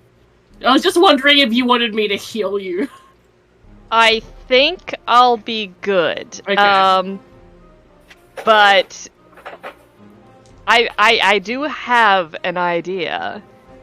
But I wanted to give Shade the opportunity to hit him first. Knowing that part of what makes her herself is wearing away, Shade is not going to try and punch this thing. She's going to try and demoralize it. So, Yeah, that's fair. okay, that's a 10. So she, as she is like vanishing into the ether, is just kind of like, you had to come to another dimension to try and be famous because you couldn't hack it where you were. You will never have what I had. I may have lost it, but at least I had it. You totally untalented bitch. It looks so. You didn't think a snake could look angry. It looks as angry as a cut snake. That's a self-defeating phrase. Terminology use there. It just like hisses and like you can see the hot poison drip out of its wounds, and it says, "The Dark Lord watches over me, and not you. You are nothing. You're not gonna get any power from the void." Damn. It looks hurt. It looks so. You can see its little void things are shaking, like it's distressed. It's good. The one thing Shade's good at is hurting feelings. I will say, while it's distracted, I want to toss the other yarn ball that I have. Because the first yarn ball was the enchanted yarn ball. Okay, are you like made of yarn balls? I'm a cat. I wanted to have all of the yarn balls, but since I'm a rogue, I wanted to also have the trickster's yarn. Yeah, are you a cat or are you a bobcat? As in Bubsy the Bobcat. Yeah. What a game, Super Nintendo. Oh, those 3-eared bunnies, so tough. Okay, go for it. You can. Okay, that so yarn. I'm gonna make a ranged attack. Uh huh. And oh, that's pretty good. That is a non-natural 20. Ooh. Okay. And the thing about the Trickster's Yarn is it doesn't hurt the target, but if it hits, the creature is immediately restrained for 1d4 turns. Ooh. Wow. We do want to okay. capture the demon. The yarn cannot be broken or ripped, but after the turns have passed, the yarn immediately rolls itself back into a ball. But it'll be restrained, we can knock him out, and hopefully that will work. Okay. Yeah, that hits. It slams into it, and then the yarn just explodes, wrapping this thing up. Its legs get tangled up. A lot of the yarn gets sucked into the void and just like pulls its snake head covered, tied up, kind of twisted form into itself. And as it's kind of trying to pull out, it can't. This is magic yarn. This is magic yarn. And I rolled a 4 on the d4, so it's stuck. Hell yeah. Yeah. And because it was so low on the health, it was a high roll, I'm gonna say you fucking did it. Yes. As it's tied up and tangled up, it had 2 hit points left out of like over 20 something, and damage soak, and half damage soak as well, because it's half a void. It's tangled up, and you're like, oh, this is so good. We can easily do something with this. You've got 4 rounds, or do you? As you see the yarn stretch under the weight of the void and being pulled into space, and the snake's like, no, and it gets pulled into itself because the yarn is getting pulled into the void, which is just space, and you see the legs crack and twist, and like its crab legs kind of fold in and pierce itself through the eyes in its own face, and its fangs are digging into the void and poisoning itself, and it just screams and crumbles and gets condensed and sucked away into its own self. Wow, what a way to go! That was unintentional, but that was a ranged attack. You didn't have. It was going the glowing cathedral that it desecrated. This kind of eerie evil from it just dissipates. That would have done a lot of damage to a non-evil person or vampire that was going to try and enter it and go on those steps. And you defeat the demon without technically killing it. What happened to it though? But it's now in the void. I think you sent it home. Hopefully. Maybe. And as you kind of reel back, sit on the footsteps of this cathedral, the town is clapping. They had a great show. Really, that's all they care about. Is it? Does the Evangelion congratulations happen? Yeah, congratulations! And the...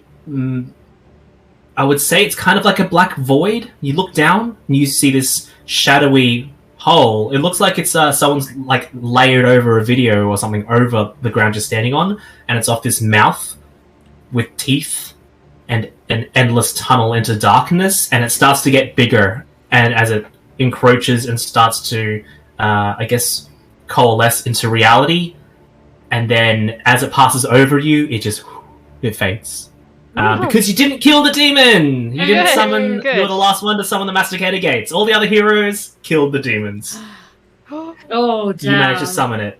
And with that, little glittery tingles enshroud your body. There's nice music, and you start to get sent home to the lands you're from. All these little squirrels are like, oh, thank God, this world smells horrible. Including Sandrine, and everyone is sent back to their own realm, having been summoned by the cherubs to stop the Masticator gates. Yeah, but can I get my face back? Ooh. You may have to see. You may have to see a cleric about that. Someone about that. Yeah. Yeah. Sure, And if Teresa wasn't kidding. I can Cohen imagine throws wild parties. I can imagine Dara asking her goddess, "Hey, so can something be done about this?" And Dara going, But you look so cool now. I can take you to a bar with this guy Bartleby.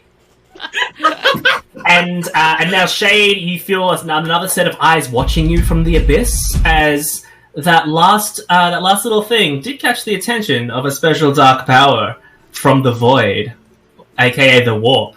Is it Zeech? Is it Korn? Is it Nurgle? Let's hope it's Nurgle for Shade's sake. But it is a Dark Lord from the warp. Well, I do love a fan. I love me a Dark Lord. I'm always looking to TV show and make connections. And, you know, when we have tea with Shade, I would be more than happy to have them as a guest. And Shade keeps talking as the end credits roll. That episode of I Watch. She does. It's like doing a confessional. Yeah. And you solved the day. You saved it. You did it.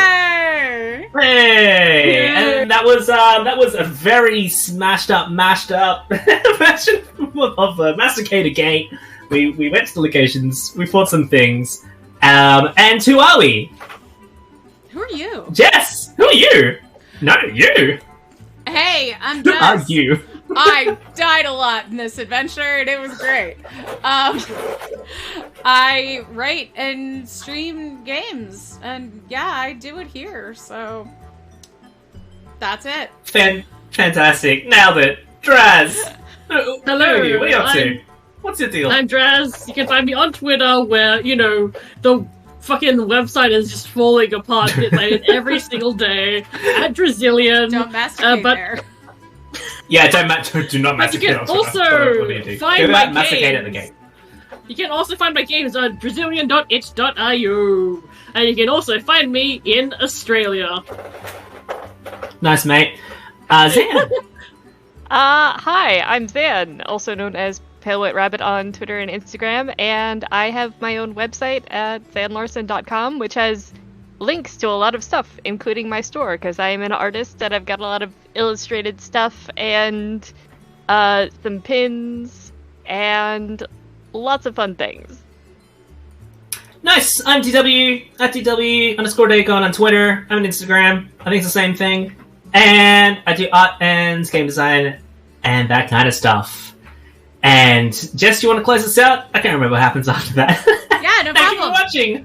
We're going to do a raid. We're going to raid Critical Misses, so be sure to give them some Threefy love. But before that, we are going to shoot our behind-the-scenes Patreon video. And if you've seen me talking about it on Twitter, we get a lot more. We get to keep the money that we get from Patreon instead of giving half of it to them like we do with Twitch. So while we love your bits and subs, we really love when you support us on Patreon. So support us with that link that we just posted. But, you know, even if you just support us with your presence or by advertising us, we love that too. We just love that you spend some time with us. And we hope you have a wonderful week. And next week, DW is at the helm again. And so, you know, it's going to be a good time. Have a great week, and we will see you then. Give Critical Misses a Threefy hello from us. Take care, all. Bye. Bye. Bye. Bye.